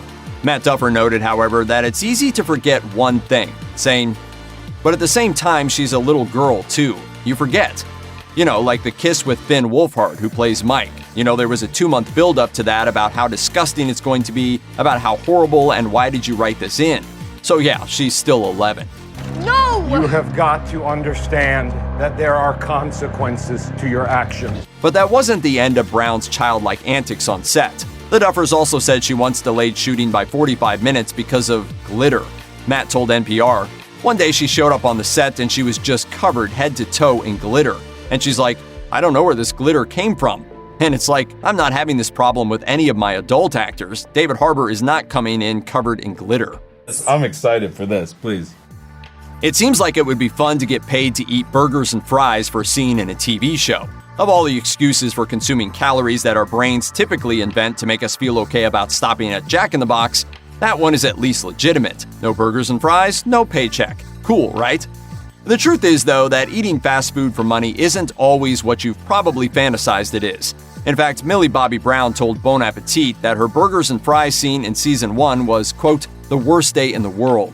She said, "I had to stuff my face with cold fries. They were so greasy. I had like 3 burgers and I'd put them in my mouth and they were cold. I was like, are you kidding me? I had a cup beside me and I would say 11 and then I would spit the burger into the cup and come back up." Okay, but what about the Eggos though? Surely there was some truth to Eleven's love of Eggos. Well, I liked them at first. I was like, oh, this isn't too bad. It was just the amount of times I was doing it, 7 or 8 times, and then I was like, okay, now I need a spit bucket. I'm going to throw up. Horror films and shows always seem to go hand in hand with spooky on-set happenings, but in the case of Stranger Things, there doesn't seem to be much of that. However, there is one real-life death loosely connected to the production, and it did happen on set, although the set itself didn't technically become a Stranger Things set until 5 months after the incident. The mall where Stranger Things Season 3 was filmed was the site of a gruesome and horrible murder in December 2017. 19-year-old Cillian A. Mann was found murdered in a vacant Subway restaurant inside the Gwinnett Place Mall in Duluth, Georgia. Her body had been there for 2 weeks before anyone noticed. That's because the mall, which looks pretty much exactly like it looked in the 80s, is dying. The entire food court was vacant at the time, and so were many of the stores. Customers were rare, and there just wasn't anyone regularly visiting that end of the shopping center. There's no happy ending to this story, but the victim's boyfriend was eventually charged with the crime. There are a lot of complications in working with child actors, and one of them is that you can't always ask kids to do the same things you can ask adults to do. And one of the things you can most definitely not ask kids to do is float around in icy cold water at 3 o'clock in the morning. In the first season of Stranger Things, there's a scene where a body is discovered in a quarry, a body that all the characters think is Will's. According to Vulture, the crew originally planned to use a dummy, but worried that it just wouldn't look real enough, so they found a stand-in to take over the role. Producer Sean Levy told the outlet, "We asked the stunt woman to go into that icy 3 a.m. water as Will Byers so that it would look maximum convincing." The person chosen for the role was, in Levy's words, a grown-ass woman in her 30s. To complete the look, they dressed her in Will's costume and a short hair wig. Levy continued, "She had to lay perfectly still. It was like 3 a.m. and really crazy cold, but that is what we ended up using." Because part of the plot of Season 1 revolves around a look-alike dead Will Byers, the crew did have a dummy that they used in a few scenes to portray the deceased Will Byers look-alike. But there is such a thing as being too close to your work, and it's clear that when your work involves creating dummies that look exactly like living actors, you should probably try to be sensitive to those living actors' moms and dads. Hello? Hi, Karen. It's Joyce. Oh, Joyce, hi. Hi. What the hell, Mike? Quiet! Sorry, Language. Joyce, just one of those Was mornings. that Will I heard back there? Will? No, it's just Mike. In a 2016 Entertainment Weekly article, the Duffer Brothers recall the moment they got their very own dead body of actor Noah Schnapp, writing, "If you have a dark side like we do, this was a creepy and fun present." Okay, so that's mildly disturbing, and then they did something that was a little ethically questionable. We immediately took Noah's mom aside, told her we had something to show her, and led her into a dark closet where we had propped up this frighteningly realistic corpse of her son. She was startled at first, and we felt like maybe we crossed the line, but after the initial shock, she loved it. Fortunately for the Duffers and their continued employment of Noah Schnapp, Noah's mom got over the initial shock and reportedly even posed for selfies with her son's fake corpse. So that's cool. It will not surprise you to hear that there were a few other pranks on the set of Stranger Things, because when you have a cast full of kids and they're not all on camera at the same time, there's going to be some downtime and they're going to get bored. And what better way to stave off boredom than to prank the people who are employing you? Now, most of us ordinary adult humans can't get away with that because we're not kids, and we're also not stars who literally cannot be fired because we're the entire reason for the existence of the company. And that's all pretty fertile ground for pranking. According to Business Insider, one of Millie Bobby Brown's most epic pranks involved faking an illness in the grossest way possible. Brown said in a Facebook Live video, "The first one, we pranked the Duffers, and Yeah. we pretended that I was really sick, and we put water in my mouth and then started puking up the water. that was a and- good prank. Brown and Noah Schnapp also decided to prank their costume designer by making her think her wedding was ruined. Schnapp and Brown called her up and impersonated employees from the venue where she was planning to have her wedding, and then told her that the venue was no longer available. They even prepared a script and some hold music. Schnapp pretended to be the venue's manager, and the prank was evidently so successful that the costume designer yelled at him, and then they had to apologize. I'm not trying to be a jerk, okay? But we're not kids anymore. I mean, what did you think, really? You may be shocked to hear that Millie Bobby Brown possesses no actual superpowers, which means that epic van flipping scene from the first season had to be done the old-fashioned way, with explosives. In a 2016 Entertainment Weekly interview, the Duffer Brothers called the shoot a lot of fun and very stressful. Naysayers on the production team told the Duffers it was impossible to flip a van that size that high into the air. The brothers kept pushing, though, until they were allowed to prove the concept in a parking lot. That went off perfectly, of course, because the cameras weren't rolling, but then they had to do it for real on location. Well, during the 4 real shoots, one of the explosives failed to go off and the van skidded off course and into one of the cameras, destroying it. That was bad, but the Duffers were determined to get the shot. Their next task was convincing the producers to overlook the fact that the failed shoot had cost thousands of dollars so they could try it yet again. Fortunately, the second attempt turned out to be the winner. And you thought really good modern special effects could only be computer generated. The DC superhero movies have shown some pretty improbable stuff on screen. However, sometimes the stories behind the scenes of DC movies are just as interesting as what ends up on the big screen. We've all heard stories of prima donnas on the set of films. Big shot actors that need to have each and every one of their whims met, or else they'll lock themselves in their lavish trailers, leaving the production in a freefall. Well, it turns out the actors that were pampered the most on the set of Batman Returns were the Penguins. Not the Penguin, actual penguins. The production wanted to use king penguins to add some flair to Danny DeVito's dastardly penguin character, but the only tame ones in captivity were held in a bird sanctuary deep in the English countryside. They flew the flightless birds to the US in the refrigerated hold of a plane and housed them in 2 40-foot trailers, each temperature controlled and including a swimming pool, along with another 2,000-gallon pool outside. The perks didn't end there. They even had an around-the-clock bodyguard, who clearly had the best job ever. Despite the temperature topping at 100 degrees in Burbank, California, where the film was shot, the entire set was refrigerated down to 35 degrees, which reportedly brought the AC bill to about $1 million. The majestic beasts must have enjoyed their trip to Hollywood, as it's reported that most of them made it and produced eggs.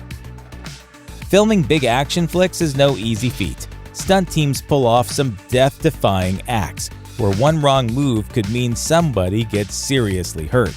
Communication is key to keeping everyone safe while pulling off sweet stunts, but intentionally bad communication nearly caused disaster on the set of Superman Returns. The crew used walkie-talkies to communicate with each other, but one day, a couple of pranksters snuck onto the set and stole several of them. Once the film got up and going, the pranksters listened in, picking up on all of the film lingo. They finally struck on one night of filming, shouting "cut" and "action" through the walkies. One source claimed this happened during a scene where a car jumped down steps and landed between extras. Whether it was that scene or a more pedestrian one, it's lucky that no one caught a car to the face with such mixed signals flying around the airwaves. It wouldn't have been hard for someone to get seriously hurt. We all know the late Heath Ledger was a great actor, but did you know that he had directorial chops too? He directed a few music videos in the past and was planning on directing a documentary as well as a feature film before his untimely death. That said, you've already seen some of his finest work without even realizing it. Remember that terrifying scene in The Dark Knight where the Joker records himself torturing the Batman imposter? Look at me! You see, this is how crazy Batman's made Gotham.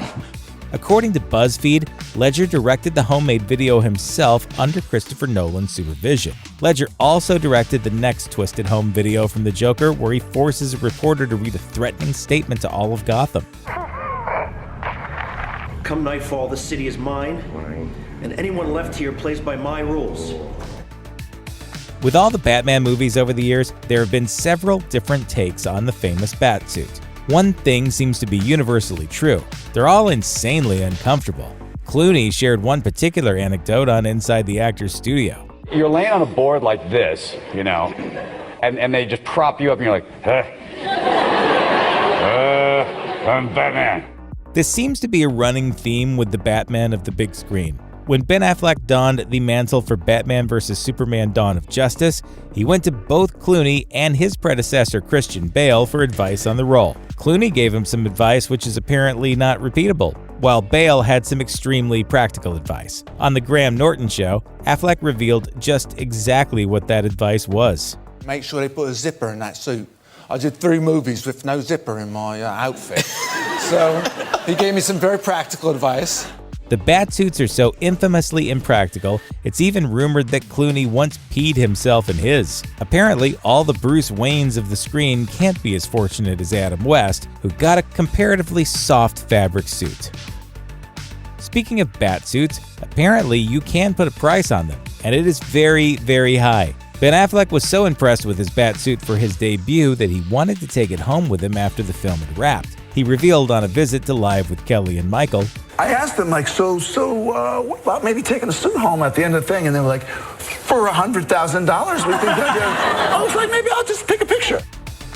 When Henry Cavill was officially cast as Superman in Man of Steel, the British actor decided to fully commit to filling America's most iconic hero's spandex. Cavill refused to take steroids or accept any CGI enhancements to his body, saying it would have been dishonest to trick audiences while playing Superman. So he hit the gym with the power of a Kryptonian, undergoing grueling training for nearly a year prior to filming. Cavill committed to an extremely difficult regimen that started him at 5,000 calories while he was putting on muscle mass and then cut it drastically to sculpt the muscles and reduce his body fat. After finishing up filming for his 2 shirtless scenes, he eased up and returned to a more manageable routine. He wanted his abs to be as pronounced as possible, and boy did he achieve it. Director Zack Snyder was so impressed by his star's dedication that after he'd shot his shirtless scenes, he surprised Cavill with a tub of ice cream and an apple pie. While The Dark Knight Rises was great for movies, it was less great for cameras. Nolan wanted to give his audience the fully immersive Batman movie they deserved, shooting The Dark Knight Rises in IMAX for all its glorious, gritty beauty. IMAX cameras are extremely rare, and they have the price tag to prove it. Each of them goes for about $500,000. But it's Batman, so it's worth the risk. However, Catwoman had something to say about that. Anne Hathaway's stunt double ended up crashing her motorcycle into the set's IMAX camera. Luckily, when you make Batman movies like Nolan did, 6-figure cameras are a dime a dozen. Or hopefully that's how his producers felt. Suicide Squad was filled with baddies from all over the DC Rogues gallery, and one of the more unique additions was that of Killer Croc. The man-eating monster was portrayed by Adewale Akinnuoye-Agbaje, whom you may recognize from his role as Mr. Echo on Lost. Aside from having to endure 5 hours of prosthetics and body paint each day, Akinnuoye-Agbaje took on additional creeptastic research, so as to get completely in the head of the villain. According to the man himself, what that entailed was me really looking at crocodiles and alligators in their own habitats. I went down to the Everglades to see how they move, the texture of their skin. I tried to incorporate those movements in the fight techniques, and I had him walk as if he was walking through the water with a sinuous twist. Akinnuoye-Agbaje even made the effort to avoid his fellow cast members, to make them extra wary of Killer Croc. He wasn't the only member of Suicide Squad to get a little too into character, though. It's no secret that a lot of people were disappointed with the Joker in Suicide Squad. While some really enjoyed Leto's portrayal, most expected him to play a larger role due to how hyped up his inclusion in the film was. However, according to Leto, there were enough deleted scenes in Suicide Squad to make a whole Joker movie. Due to there being less than 15 minutes of screen time for the Joker, audiences were left to follow Leto's off-camera antics to get their Joker fix. Leto got so into character that he chose to torment his fellow co-stars, giving them all kinds of deranged gifts.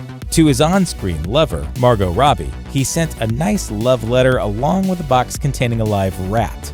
To Will Smith, he gifted bullets. And he even gave out condoms made to look like they'd been used. The most memorable prank, however, was likely the time when Leto, off-set, had a dead hog delivered with a video message he'd filmed in character. That's creepier than anything the Joker did in Suicide Squad. It took Hollywood forever to make a Wonder Woman movie, but maybe that was because the right actress hadn't come along until Gal Gadot. She was perfect for the role of the Amazonian hero. Of course, some of those big action set pieces needed after-the-fact reshoots, and by the time the cameras re-rolled in November 2016, Gadot was about 5 months pregnant. Since the character of Wonder Woman was not pregnant, the production had to find a creative solution to hide Gadot's noticeable baby bump. Costumers cut a large swath out of the front of the Wonder Woman costume and inserted a piece of bright green cloth. It was basically a very small green screen, and it enabled digital effects artists to smooth down Gadot's belly in the editing bay. As Aquaman unfolds, Mira and the dude bro who would be Aquaman bicker like young siblings, but by the end of the film, these underwater dreamboats predictably fall in love. While shooting the epic adventure, Amber Heard and Jason Momoa engaged in a relationship as similarly strained as their characters' early interactions, all because of some very petty behavior on Momoa's part. It all starts with books. Heard reads a lot while she's on movie sets waiting around to shoot her scenes. There's not much else to do while suspended on wires, so Heard would read, toss her book to a crew member when the director yelled action, then have the worker throw it back up when they got the all clear. However, Jason Momoa didn't appreciate being ignored. I like to read. So he quickly learned, he adopted this method of ripping out the pages of my book, so I'd pay attention to him. Fans of movies based on Marvel Comics characters can almost always bet on a fun, conspicuous cameo from legendary and prolific Marvel boss Stan Lee. Don't give up on her. Either of you. We won't. Who's that guy? Okay. Wait, this thing looks delicious. One of his last on-screen appearances before his 2018 death came in the animated flick Teen Titans Go to the movies. The feature film is based on the comedic Cartoon Network series about the low-stakes adventures of Robin, Beast Boy, Cyborg, Starfire, and Raven. Hey, I'm Stan Lee, doing my subtle cameo. So, how did the King of Marvel show up in the DC universe? Warner Brothers Animation president Sam Register had a hunch that Teen Titans directors Peter Michael and Aaron Horvath would want Lee in their superhero movie send-up. He had a mutual friend ask Lee, and he was down. Horvath told Entertainment Weekly, "Immediately, we were like, we gotta do a really obnoxious Stan Lee cameo where he just mugs at the camera and calls attention to himself. The idea was so good, they even have him make a second cameo in the film." Stan Lee? I'm back. I don't care if it's a DC movie. I love cameos. Not now, Stan Lee! When Star Wars was first released in 1977, it quickly became one of the most iconic films of all time, spawning a franchise of unrelenting popularity. However, behind the scenes, so much overall weirdness occurred during filming, you'd think there was some kind of curse at play. Here are a few bizarre things that happened on the set of Star Wars. Trouble in the desert. In 1976, filming for A New Hope began in Tunisia. On the second day of filming, heavy rain prevented any work from being done. The first winter rain to fall in that region of Tunisia in 50 years. Sandstorms destroyed both film equipment and sets. On top of that, there were droid problems. R2-D2's suit was constantly breaking down in the heat, and it would take entire days of filming just to get a few seconds of him rolling a few feet. When Anthony Daniels took his first steps in his C-3PO costume, according to People, the left leg piece shattered and injured his foot. It looks like you boys have seen a lot of action. Fisher and Ford's romance. Go ahead and make the Han and Leia connection because Carrie Fisher already did. She confirmed in her book The Princess Diarist, it was Han and Leia during the week and Carrie and Harrison during the weekend. She was 19 years old at the time, Ford was 33, and married with 2 kids. Fisher said the 3-month affair was intense, but don't take her word for it. In the book, she claimed she couldn't recall much of the relationship due to the brutal strength of Harrison's preferred strain of pot. Well, at least now we know what Han Solo was smuggling. Ford had precious little to say about the fling. No, I can literally remember 3 times that I, of course, made some oblique reference to it, and he went, Maybe it was the brutal strength of his pot. The Hoth Nightmare. Like A New Hope, The Empire Strikes Back encountered historic weather problems when it began filming in Norway in 1979. While blizzards were perfect for the snow planet of Hoth, the sub-zero temperature was less than ideal for the cast and crew. In what ended up being one of Northern Europe's most severe winters in history, it was often too cold to even use any filming equipment outdoors. So, what did the crew do? They shot most scenes just steps away from their hotel. When it came time for Harrison Ford to shoot his scenes, multiple avalanches prevented him from traveling by train. He ended up having to ride a snowplow to set. It's a shame he didn't film his road trip for the outtakes. A non-stop party. During the filming of The Empire Strikes Back, it was nothing but revelry on set. While shooting in London, Carrie Fisher rented Monty Python trooper Eric Idle's home. One night during a party with the Rolling Stones, Idle made Fisher and Harrison Ford a special drink. that they called a Tunisian death drink, which they then shared with Harrison and myself. So when we arrive on Cloud City, you can still see the effects. And we hadn't slept at all. Fisher recalled to the Daily Beast, We were still drunk when we arrived in Cloud City the next day. We don't really smile a lot in the movie, but there, we're smiling. Fisher also admitted to doing cocaine on the set. So, there you have it. In the era of Dare, your childhood heroes were doing blow with the Mick Jagger. A surprise visit. Star Wars enthusiasts know that Frank Oz, the legendary Muppeteer, played Yoda in The Empire Strikes Back. However, to successfully manipulate the Yoda puppet on the Dagobah set, Oz endured painful circumstances unlike anything you could think of. Weighing 175 pounds and standing at 6'2", Oz had to cram himself into a small bunker to keep out of sight while working. Even more difficult was that the oil used to create the murky atmosphere gave Oz such bad nausea, he reportedly had to wear a gas mask. While inside his bunker, Oz could neither hear nor see what was going on above him. So a TV monitor and radio earphones were installed to help him follow the action. It took around 4 hours of work to capture just 2 lines of dialogue. Do or do not. There is no try. During one especially difficult workday, the iconic puppet Miss Piggy showed up in the middle of what was supposed to be an extremely serious moment between Yoda and Luke. It was a nice moment of levity, considering that Oz referred to his time on Dagobah as one of the hardest things I've ever done in 20 years of performing. Chewbacca's Dilemma.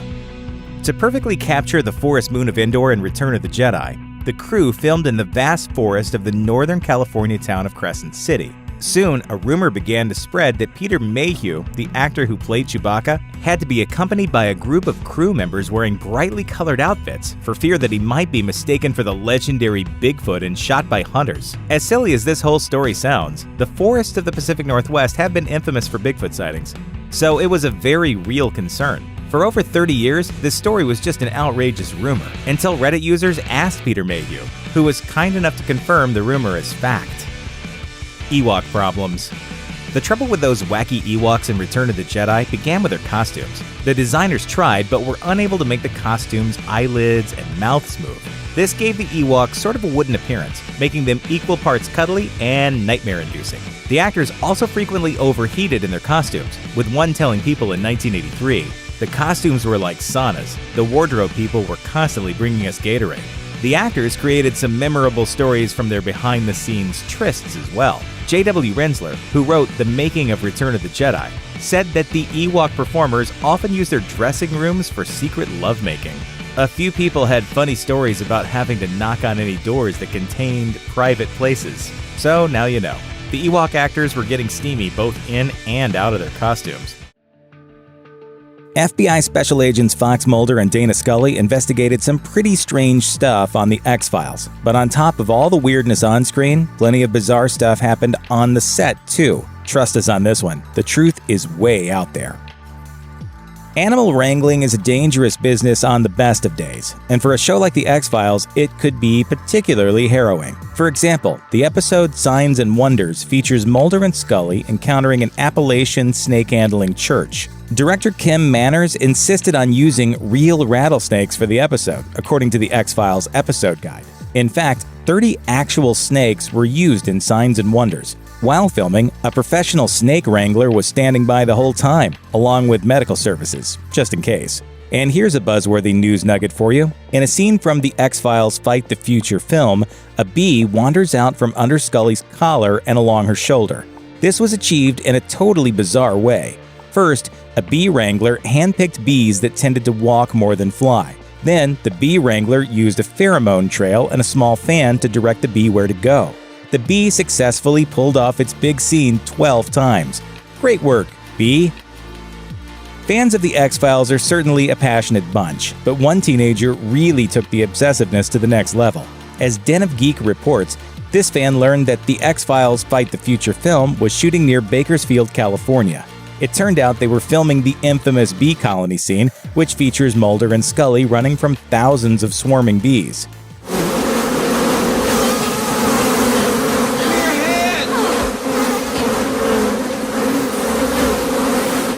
Well, this particular fan was willing to crawl a mile through a cornfield. Yes, the same cornfield that's featured in the film. This X-Files fanatic even managed to sneak onto the set and record the production with a video camera. The crew had no idea this was even happening until footage wound up on the local news the next day. The 4th season episode Home is some extremely disturbing stuff. Mulder and Scully are called to a small town where a baby with multiple birth defects has died. There, they meet the Peacock family, 3 reclusive brothers who also suffer from physical deformities. No spoilers here, but it's a bleak, horrifying episode.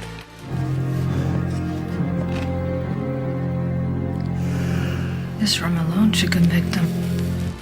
In fact, the show's producers initially rejected the episode, but they relented after several cast and crew members argued in the script's favor. According to NME, one crew member remarked during filming, "This is awful, even for us." According to the New York Times, producers wanted the episode to include a song recorded by Johnny Mathis, but he refused because the script was too gruesome. Discussing the episode's opening scene, which involves a baby being buried alive, director Kim Manners said, "That was the most awful shot of my career."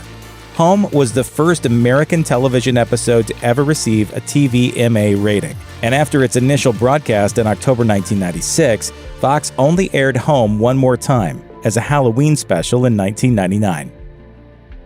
David Duchovny and Gillian Anderson were both vegetarians while filming The X-Files, and the show often put them in rather difficult situations. For example, a large chunk of the episode Red Museum finds Mulder and Scully prowling around a slaughterhouse, with lots of hanging meat and blood everywhere. In that same episode, they had to film a scene in which they chow down on ribs. No word on whether those ribs were real or not, but we imagine that must have been a touch awkward.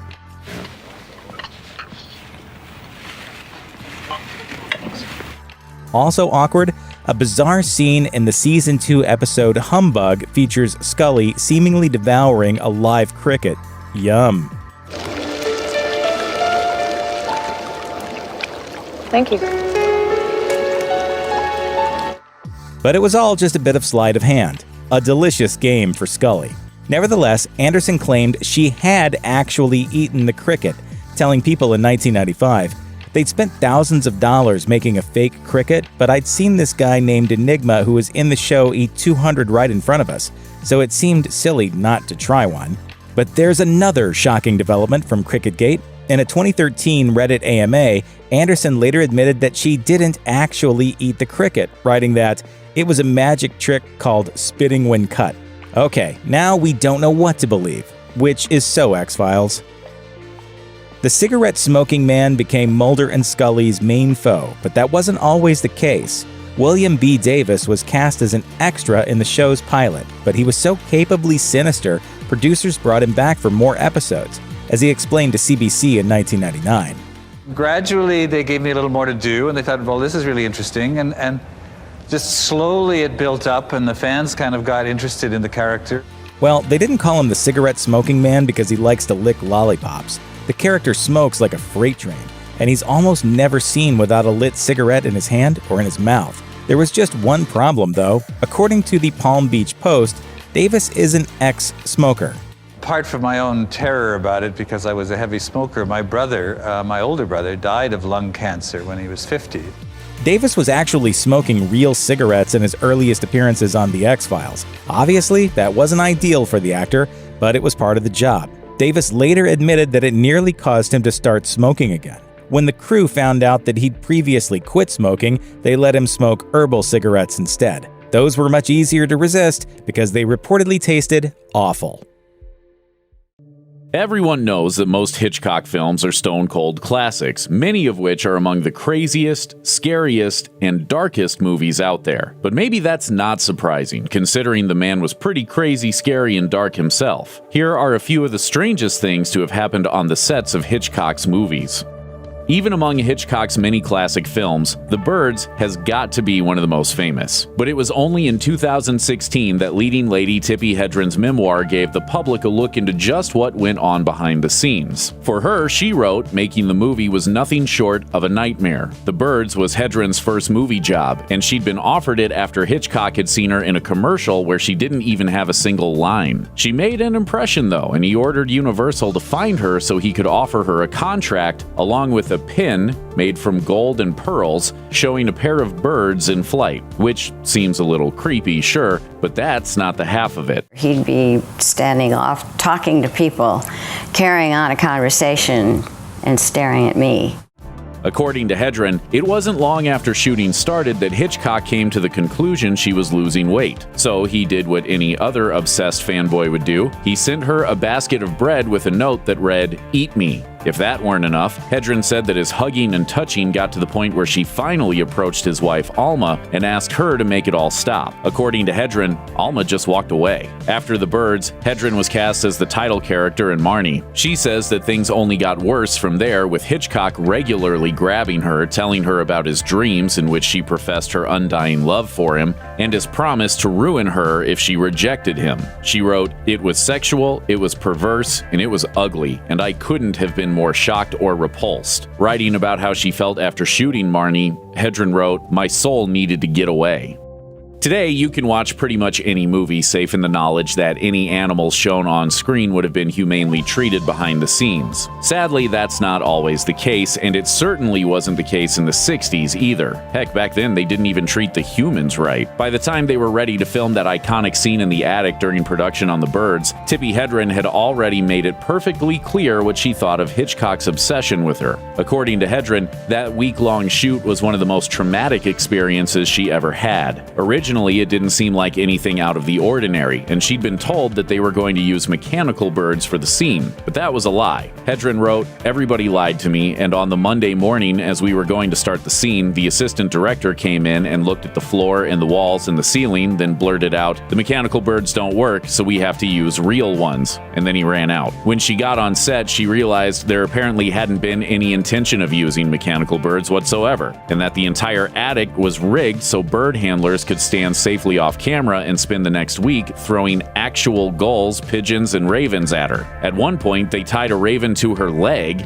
and the understandably freaked out bird clawed her face in a frantic attempt to get away. The ordeal only ended when the bruised and bloody Hedren collapsed, after which she was taken into a doctor's care. Of her experiences with the director, Hedren wrote, "I got over Hitchcock a long time ago because I wasn't going to allow my life to be ruined because of it. It was like I was in a mental prison, but now it has no effect on me. I did what I had to do to deal with it." Decades after its 1959 release, North by Northwest is still hailed as one of the best spy films of all time. What possessed you to come blundering in here like this? Could it be an overpowering interest in art? Yes, the art of survival.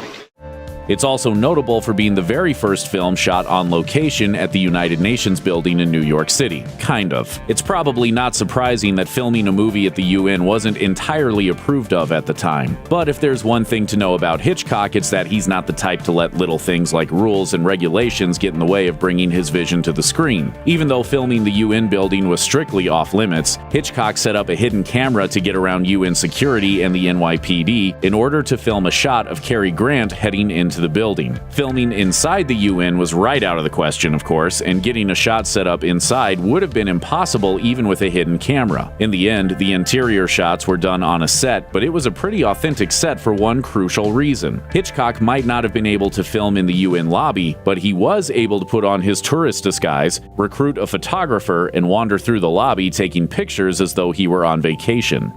The UN wasn't the only iconic set in North by Northwest, and it wasn't the only one that had Hitchcock scrapping with government officials either. The movie is also famous for its scenes on Mount Rushmore, but getting the permissions needed to film there meant going head-to-head with the U.S. Department of the Interior. According to Hitchcock himself, in North by Northwest during the scene on Mount Rushmore, I wanted Cary Grant to hide in Lincoln's nostril and then have a fit of sneezing. The Parks Commission of the Department of the Interior was rather upset at this thought. I argued until one of their number asked me how I would like it if they had Lincoln play the scene in Cary Grant's nose. I saw their point at once. He had liked the idea so much that the original title for the film had been The Man in Lincoln's Nose, and even though he gave up on that as the ending to the film, he was still hampered by the Park Service's insistence that filming actors running along the president's heads would be disrespectful. Finally, they agreed to allow filming to take place there as long as the utmost respect was to be shown to the monument itself. Hitchcock agreed, and the permits were were signed, presumably while the director had his fingers crossed behind his back. While only 3 scenes were actually filmed on site and the rest were filmed on a Hollywood recreation of the iconic monument, the fake Mount Rushmore was so believable that the Park Service got all worked up anyway. And it didn't help that press from MGM had suggested that there was no fake version in the first place. They took the issue all the way to the Senate, but the movie was released before it could be stopped by the government. In the end, while the Park Service didn't manage to stop the release of the movie,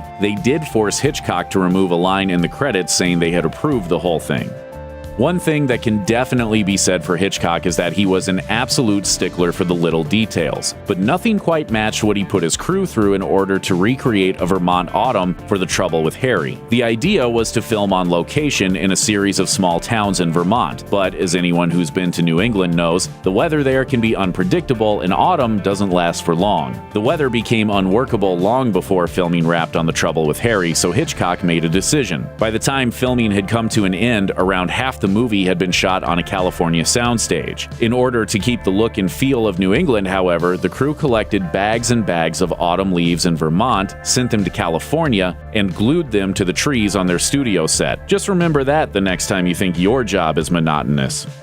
In 1935, Madeleine Carroll and Robert Donat starred in Hitchcock's The 39 Steps, considered to be the film that propelled the director to stardom. He was already 18 movies into his career at that point, however, and that was enough for him to already have propelled his own behavior from merely quirky into downright bizarre. There's a long list of strange behaviors performed by Hitchcock on the set of that movie. Whenever he finished a cup of tea, for example, he'd toss it over his shoulder and smash the cup on the ground. He also reportedly called his stars Mr. Donut and the Birmingham Tart rather than referring to them by their actual names. The first day Donat and Carroll were on set at the same time, he produced the handcuffs that would be keeping them side by side for a good part of the film. Slapping the cuffs on them, he went on to pretend that he'd misplaced the key.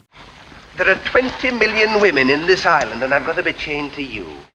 There are a few different versions of how that particular story ended. According to Donat, he and Carroll got along too well for Hitchcock to be amused by their suffering, and the director claimed he had found the key after an hour or so. Other accounts have the gag dragging on for many hours, with everyone involved getting more and more annoyed with the whole thing. Except, of course, for Hitchcock himself, who would later remark, "We had a lot of fun making the 39 Steps." Ask anyone to name the most iconic scenes in movie history, and the shower scene from Psycho is guaranteed to be among them. In fact, it's so iconic it's even been given a nickname, 7852, in reference to the 78 setups and 52 cuts that were required to film the scene. But the grueling shooting schedule was actually one of the least strange things about the making of that unforgettable scene. Apparently, Hitchcock wanted to get the sound effects for the stabbing 100% correct, so he sent the prop guy for a watermelon. Since the prop guy had been around long enough to know where this was going, he brought back a bunch of different melons, and auditions were held to see which one made the best sound when it was stabbed. Hitchcock closed his eyes, melons were stabbed, and he eventually decided not on a watermelon after all, but a cassava, and thus, a killing was born. Growing up as the child of someone famous has to be pretty weird, but growing up the child of Alfred Hitchcock? That's another story entirely. In 1951, Alfred's daughter, Patricia Hitchcock, made an appearance in Strangers on a Train, and she definitely didn't get any special treatment from her father while on set. Part of the set was a giant Ferris wheel, and, as luck would have it, Patricia hated heights. So Hitchcock promised her $100 if she would go for a ride, and she did. Unfortunately, the idea of his cherished daughter being helpless on a Ferris wheel was apparently irresistible to the director, so he waited until she was at the very top, cut the lights and the power, and left her there for an hour. And he didn't even give her the $100 after. The Guardian's interview with Pat Hitchcock many years later suggests that she hadn't been terrified in the least at the time, and that she was actually kind of used to things like that happening. That said, even though she claimed that she wasn't scared by the trick, she also said that the question of whether or not his pranks had ever made her cry was the strangest thing I've been asked. I don't delve into myself over much. And that's life in the Hitchcock household. Some of the shenanigans and troubles on the Game of Thrones set are almost equal to the trials and tribulations of Westeros itself. Even if you don't watch Game of Thrones, the Iron Throne is cool. Anyone who sits on it is going to look like royalty. But according to NBC, there actually was one person who turned down the opportunity to sit on the Iron Throne, Elizabeth II, the Queen of England. There are some photos of the Queen standing next to the Iron Throne at least. But who are we kidding? No one wants to see the Queen standing next to the Iron Throne. It was like the world's most amazing photo op and we got nothing. Importing live horses is banned in Iceland due to fears about diseases being transmitted to local breeds. The production crew was forced to use native horses, which are about the size of ponies. Having 6'5" actor Rory McCann riding such a small mount would have looked ridiculous, which is why the Hound and Arya Stark spend so much time walking to the Vale. Any scenes with horses film the beasts in the distance. Maisie Williams was probably lucky Icelandic horses are comparatively small, considering she once fell off her horse when she got her foot caught in the reins. She described the situation to the Huffington Post with a charming offhandedness. Yeah, it was really funny actually. My leg was like caught up by my ear, and I was like, oh, brilliant. Sansa Stark is famous for her love of lemon cakes, but it took a bit out of poor Sophie Turner. According to actress Kate Dickie, who played Aunt Lysa, Turner had to eat an unreasonable number of lemon cakes in the filming of an emotionally complex season 4 scene. I didn't mean for you to stop. Go on, enjoy them. In that season's DVD commentary, Turner revealed her disgust with fans sending her lemon cakes because I hate lemon cakes. I can't hate a cake more than lemon cakes, and I had to eat like 50 of them. Rory McCann, meanwhile, suffered with fake ale. It took between 10 to 12 takes to nail the scene where Hound takes Paul Lover's drink, with McCann downing a flagon of food coloring spiked water each time. Immediately after the last take, McCann ran outside and threw up. Joseph Alton and Mark Stanley, who play the Night's Watchman Pip and Grin, were required to eat some gruel in the Castle Black mess hall. Production designer Gemma Jackson made it as disgusting as possible and didn't tell them. Alton refused to eat it entirely, and Stanley made a great effort but couldn't bring himself to swallow. Bananas are a rare commodity in Westeros, which makes banana the perfect code word because it's not likely to randomly show up in a script. Stunt coordinator Rowley Earnham told Entertainment Weekly that everyone involved in potentially dangerous stunts knows to use banana as a safe word. When we're doing these battles and people are screaming and crying and dying, you might not know if anyone's in trouble, so our safe word was always banana. If someone started shouting banana at the top of their voice, you know they're in trouble. According to Entertainment Weekly, Jon Snow actor Kit Harington got a fake script for the episode where he uses fire to protect Lord Commander Mormont from a white. In the fake script, it isn't just the white that burns. Jon gets caught in the flames too, burning off all his hair and melting the skin on his handsome face. Harington arrived for the shoot, and co-showrunner D.B. Weiss explained that HBO wanted to do something about the fact that his character was, quote, too Harry Potter. He said, "We kept this up until we started laughing." He was a remarkably good sport about the whole thing. In the second season, producers chose Alfie Allen as the target for a prank. According to Entertainment Weekly, producers sent Allen a fake season finale script where Bran Stark stabs his character Theon in the heart and reclaims Winterfell. Allen told the magazine, "I thought it was cool. I went on holiday and showrunners were all thinking I was going to call up going, 'Hold on a minute, whoa, whoa, whoa,' but I just got on with it. They had to make it clear to me later on it was all a joke." What is dead may never die!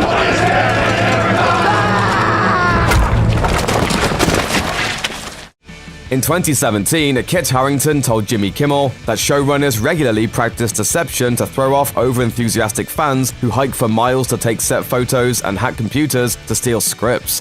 We did fake some scenes. We put together people in situations where we knew the paparazzi was around. They even went so far as to dress Sibel Kekilli up as a long-dead character Shay, so spies would think she was going to be resurrected. In recent years, there haven't been any paper scripts, for example, because it's too easy for scripts to leak. Sophie Turner told Digital Spy that the actors would get their pages on an app the day before shooting, so we would have to learn it all the day before, and once you've read it, it disappears 24 hours later, and you can never access it again. It's tighter than the White House security. No one even really knows ahead of time who is going to be on set. The call sheets list actors by code names, so no one can obtain any clandestine information about which characters are going to be interacting in a particular shot. Sansa and Arya are sisters, and their on-screen contentious relationship goes back a long way. But Sophie Turner and Maisie Williams have a very different relationship in real life. Turner told Glamour, "People always think Maisie and I are a couple. I mean, I am obsessed with her, so you never know." Williams and Turner describe themselves as best friends, and they say it's been that way since they met during Game of Thrones auditions at the ages of 12 and 13. And when they're on set, they aren't above pranking everyone with some pretend romance. Turner says the two tried to sneak kisses into their scenes. Williams told Glamour that she doesn't expect she and Turner will ever be reunited on screen. "Everyone on set is sick and tired of us being so loud and laughing so much. Game of Thrones will be some of the funniest days of my life."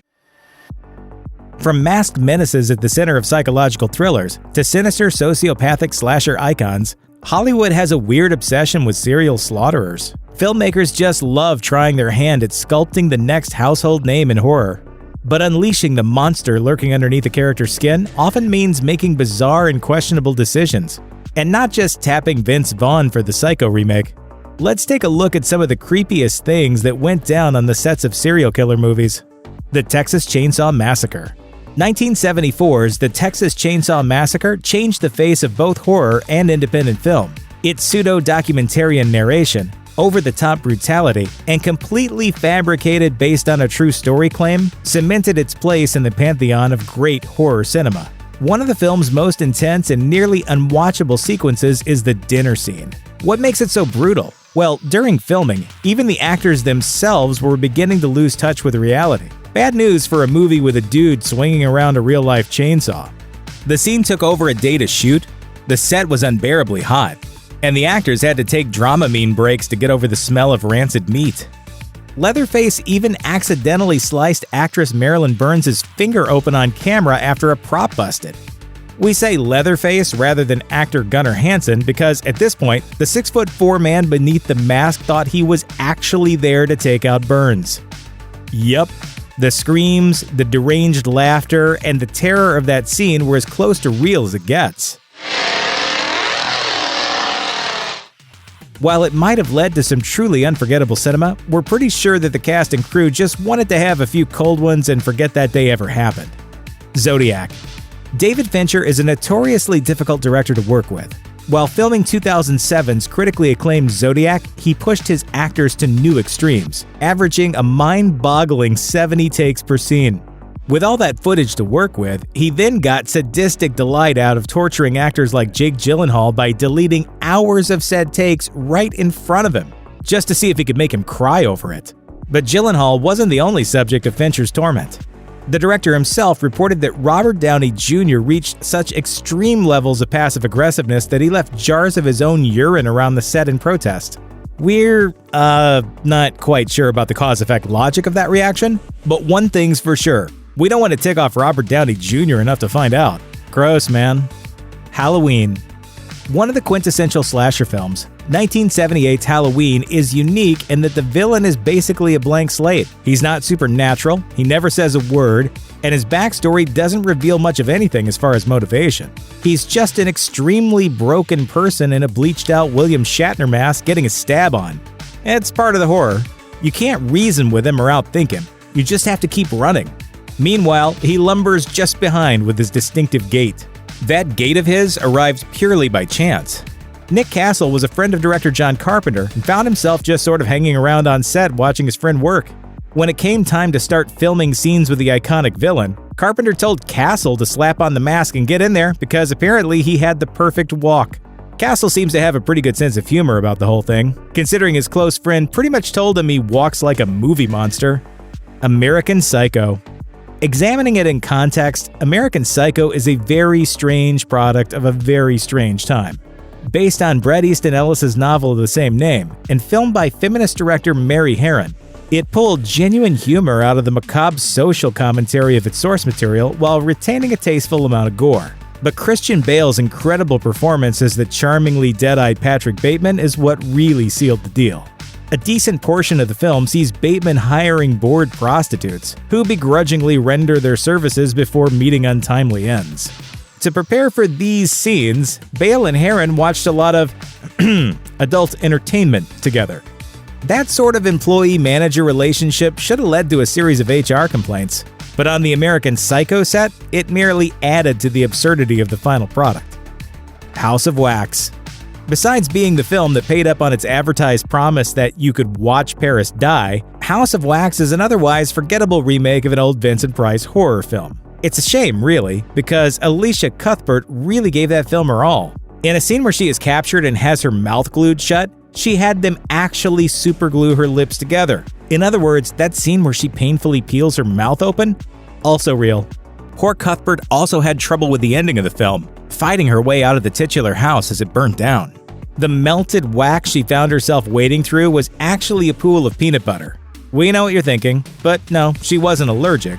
She did, however, get stuck in the stuff a whole lot. 7. Let's face it, Alien 3 didn't do much for David Fincher's career. It wasn't until the premiere of Seven that moviegoers really started to take him seriously as a director. The creepy thriller starred Kevin Spacey as a methodical and meticulous serial killer arranging crime scenes in accordance with the 7 deadly sins. And trust us, it's not a film you want to jump into after a large spaghetti dinner, or after an unexpected delivery. Oh, what's in the box? What's in the f***ing box? While Seven is known for its grisly crime scenes, it's also recognized for its production mishaps. While filming a chase scene, Brad Pitt slipped on the hood of a car and smashed his arm through its windshield.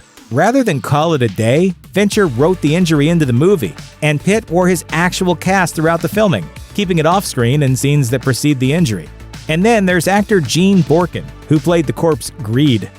Apparently, Borkin didn't realize he would have to be naked in his scene. Right there, on set, he renegotiated his pay and still convinced them to at least let him wear underwear. Heidi Shantz, who played Pride, found herself pretty amused by how much Fincher seemed to enjoy dousing her with fake blood.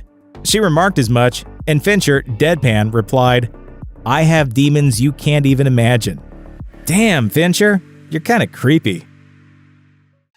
Over the years, movie sets have been troubled by all kinds of issues, from accidental deaths to devastating fires to vicious animal attacks. But were these films cursed or just unlucky? Stanley Kubrick was never known to be an easygoing director, but he really turned up the heat on The Shining. And while some cast members actually enjoyed making the film, Shelley Duvall was a different story. Kubrick tortured the actress by keeping her isolated from the rest of the cast and crew and constantly berating her. Worst of all, he forced her to perform the hugely intense and draining bat scene 127 times. Unsurprisingly, this ended up driving Duvall towards a breakdown. After The Shining, Duvall largely retired from acting, and some wonder if Kubrick's bullying put an early end to her Hollywood career. However, Duvall's terrible treatment wasn't the only tragedy to befall the movie. Later in the shoot, a massive fire broke out and destroyed 2 sound stages, one of which was the set for that infamous bat scene. They never found out what started the 11-alarm fire that was so destructive. Was it faulty equipment, human error, or the work of a certain caretaker? Even before Twilight Zone the movie hit theaters in 1983, it was already one of the most infamous movies ever made, largely thanks to director John Landis. The movie was split up into 4 parts, each helmed by separate directors, and Landis was in charge of a segment called Time Out, which followed a bigot played by Vic Morrow. This prejudiced protagonist is sent to different periods of history in which he magically morphs into the victims of discrimination, thus getting a taste of his own racist medicine. Eventually, Morrow's character winds up in Vietnam, where he tries to save 2 Vietnamese children while an enemy helicopter looms overhead. To get the scene, Landis broke child labor laws by shooting in the middle of the night and letting the kids get near a number of explosions and pyrotechnic effects. Even though Landis was warned about the dangers, he went ahead with the scene anyway, allowing the helicopter to fly too close to the explosions. Tragically, as Morrow carried the children across a river, the chopper was hit by a fiery blast and it crashed into the river, landing on top of the actors. All 3 of them were killed. This horrible tragedy brought about a number of lawsuits and criminal charges against the director, but despite his blatant defiance of safety, Landis was acquitted of accidental manslaughter. The families of Morrow and the children sued the production, and each case was settled out of court. Sure, Apocalypse Now is one of the greatest movies ever made, but shooting the film was an absolute nightmare. The weather was horrible, Martin Sheen had to replace Harvey Keitel after 2 weeks, and the cast and crew were constantly battling tropical diseases. On top of that, the set was just too realistic. The place was strewn with dead rats and filth, and the set designer planned on using actual dead bodies as props. Thankfully, the film's producers weren't having it and ordered the corpses hauled off set. Making things more complicated, Marlon Brando was obscenely overweight during filming, didn't know the script, demanded to be shot only in shadow, and wanted to improvise basically everything. As for Martin Sheen, he had a heart attack, and director Francis Ford Coppola suffered a seizure before having a nervous breakdown and allegedly threatening suicide 3 times. Luckily, the film was a huge success, cementing Coppola as an all-time legend. Smells like victory. You wouldn't expect a childhood classic to be the scene of a number of horrifying accidents, but The Wizard of Oz wasn't always magical on set. The film got off to a bad start when Buddy Ebsen, the original Tin Man, had to be replaced after the aluminum dust from his makeup coated his lungs, forcing him to sit in an oxygen tent for 2 weeks to recover. And though it wasn't quite as dangerous, Bert Lahr, the Cowardly Lion, had to wear a 90-pound costume made of real lion skin in 100-degree heat. Margaret Hamilton, the Wicked Witch, suffered worst of all. Her costume caught on fire after a stunt went wrong, giving the actress second and third-degree burns.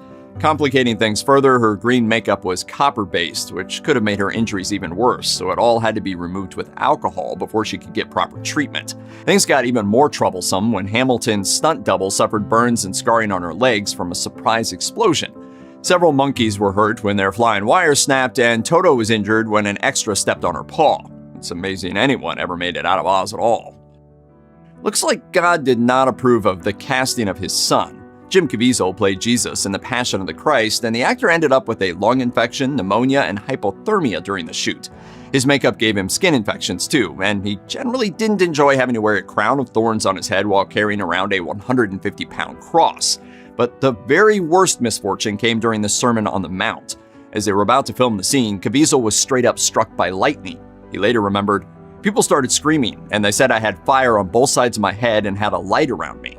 Crazier still, assistant director Jan Michelini was also struck by lightning at the same time, having already been struck earlier on the shoot. Maybe the Almighty just isn't a fan of Mel Gibson movies. James Cameron has made many successful blockbusters over the years, but The Abyss isn't one of them. Earning just $54 million domestically on a $70 million budget, the failure must have stung even worse, considering the shoot was filled with nearly fatal accidents. The main set of The Abyss was filmed inside an abandoned nuclear reactor, and although there was no radioactive material on set, the cast and crew spent hours filming underwater, and it wasn't fun. For example, Ed Harris filmed a scene in which his helmet fills with water while being dragged 30 feet down into a tank. When he couldn't hold his breath any longer, a diver waiting nearby would give him a regulator. Not surprisingly, he nearly drowned during one of his takes. Out of breath, no air, and I'm going, oh, this is great. Scarier still, Cameron got so wrapped up in filming at one point that his oxygen tank ran out. The director tried to use the underwater PA to call for help, but the nearby cinematographer couldn't hear him. This gets even worse when you realize Cameron was in a 7.5 million gallon tank 35 feet below, trapped in heavy equipment. He managed to get free of the gear, and as he began swimming to the top, a diver tried to give him some air. Unfortunately, his backup regulator was broken. Naturally, Cameron tried to break free, but the diver thought he was panicking, so he continued forcing the regulator into the director's mouth. Only by punching the man that came to save him and frantically swimming toward the light did James Cameron live to see another day. The Crow is perhaps best known for the tragic death of its star, Brandon Lee. Son of the legendary Bruce Lee, Brandon was killed by a lead tip of a dummy bullet that was lodged in the prop gun. When the blank went off, it shot the tip into Lee's abdomen. He died in the hospital 12 hours later. The fact that Brandon died young and under strange circumstances, just like his father, set off rumors about the film being cursed. Some also claim Lee's death made the final cuts, but in reality, that footage has been locked away and seen by only a few. Though nothing else of that magnitude happened during the shooting on The Crow, the set was anything but happy even before the accident. Working through weeks of night shoots with constant fake rain, the cast and crew were always freezing and pretty much everyone got sick. After Lee's passing, however, the cast and crew worked hard to finish the film so everyone could appreciate the young actor's talent and dedication. Still one of the scariest movies of all time, it's not surprising that a bunch of weird stuff happened on the set of The Exorcist. For example, actor Jack McGowan plays a character who's thrown down a flight of stairs, and Ellen Burstyn's character finds out about his death via an assistant director on the film within the film. In real life, McGowan suddenly died of the flu, and according to Burstyn, she heard about his passing from her real-life assistant director. Cue the creepy music. Of course, this is just the tip of the demonically possessed iceberg, and McGowan was just one of several deaths connected with the film. Max von Sydow's brother died while the veteran actor was filming, and actress Vasiliki Malieros passed away before the film was released. Also, a mysterious fire burned the sets down, causing a 2-month delay in shooting. Stranger still, director William Friedkin discussed the film on The Barry Gray Show, and the next day, Barry Gray was allegedly hit by a car. With all that, it's no wonder the crew started to think the real devil was at work. Noel Marshall was the executive producer on The Exorcist, and it seems like the movie's demonic curse followed him for quite a while. A few years after his infamous possession flick, Marshall and his then-wife Tippi Hedren came up with a wild idea for a film. Since Hedren was known for her fondness of animals and even kept lions as pets for 2 of her children, the couple thought it would be a great idea to make a movie with a bunch of killer cats. As you've probably guessed, this didn't go well. The lions were all fine, but the humans took quite a beating. A staggering 70 people were injured while making the film, including Melanie Griffith, Hedren's daughter, who needed 100 stitches and facial reconstructive surgery thanks to one particular feline friend. Cinematographer Jan de Bont had most of his scalp removed by a lion too, and Marshall was attacked so often that he ended up hospitalized for gangrene. He's crazy. He was crazy. Oh, and Hedren got gangrene too, something she only realized while visiting Marshall in the hospital. And after all that trouble, the film grossed only $2 million at the box office. That's gotta hurt. Dealing with the devil is a dangerous game, and The Omen is probably the most cursed film of all. Producer Harvey Bernhard felt the film might be risky even at the time, and later said the devil was at work and he didn't want that film made. Before the shoot began, Gregory Peck's son took his own life. Shortly afterwards, 2 planes carrying cast and crew were reportedly struck by lightning, and things got especially creepy when the trainer in charge of the baboons was killed by a tiger a day after the monkey attack sequence. Despite all this weirdness, the film was released in the UK to critical acclaim. But a few months later, a special effects artist who worked on the decapitation scene was involved in a terrible car wreck, and while he survived, his passenger didn't. In fact, she was decapitated. According to some unverified accounts of the accident, it even took place near the town of Omen, right by a sign that read 66.6 kilometers. On top of all that, stuntman Alf Joint was injured while working on a World War II film soon after performing a jump on The Omen. Even the 2006 remake wasn't safe from Satan's handiwork.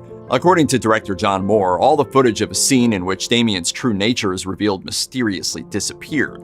Moore later said, "Occasionally you lose a shot, maybe a roll. We lost 13,500 feet of film." Check out one of our newest videos right here. Plus, even more grunge videos about your favorite stuff are coming soon. Subscribe to our YouTube channel and hit the bell so you don't miss a single one.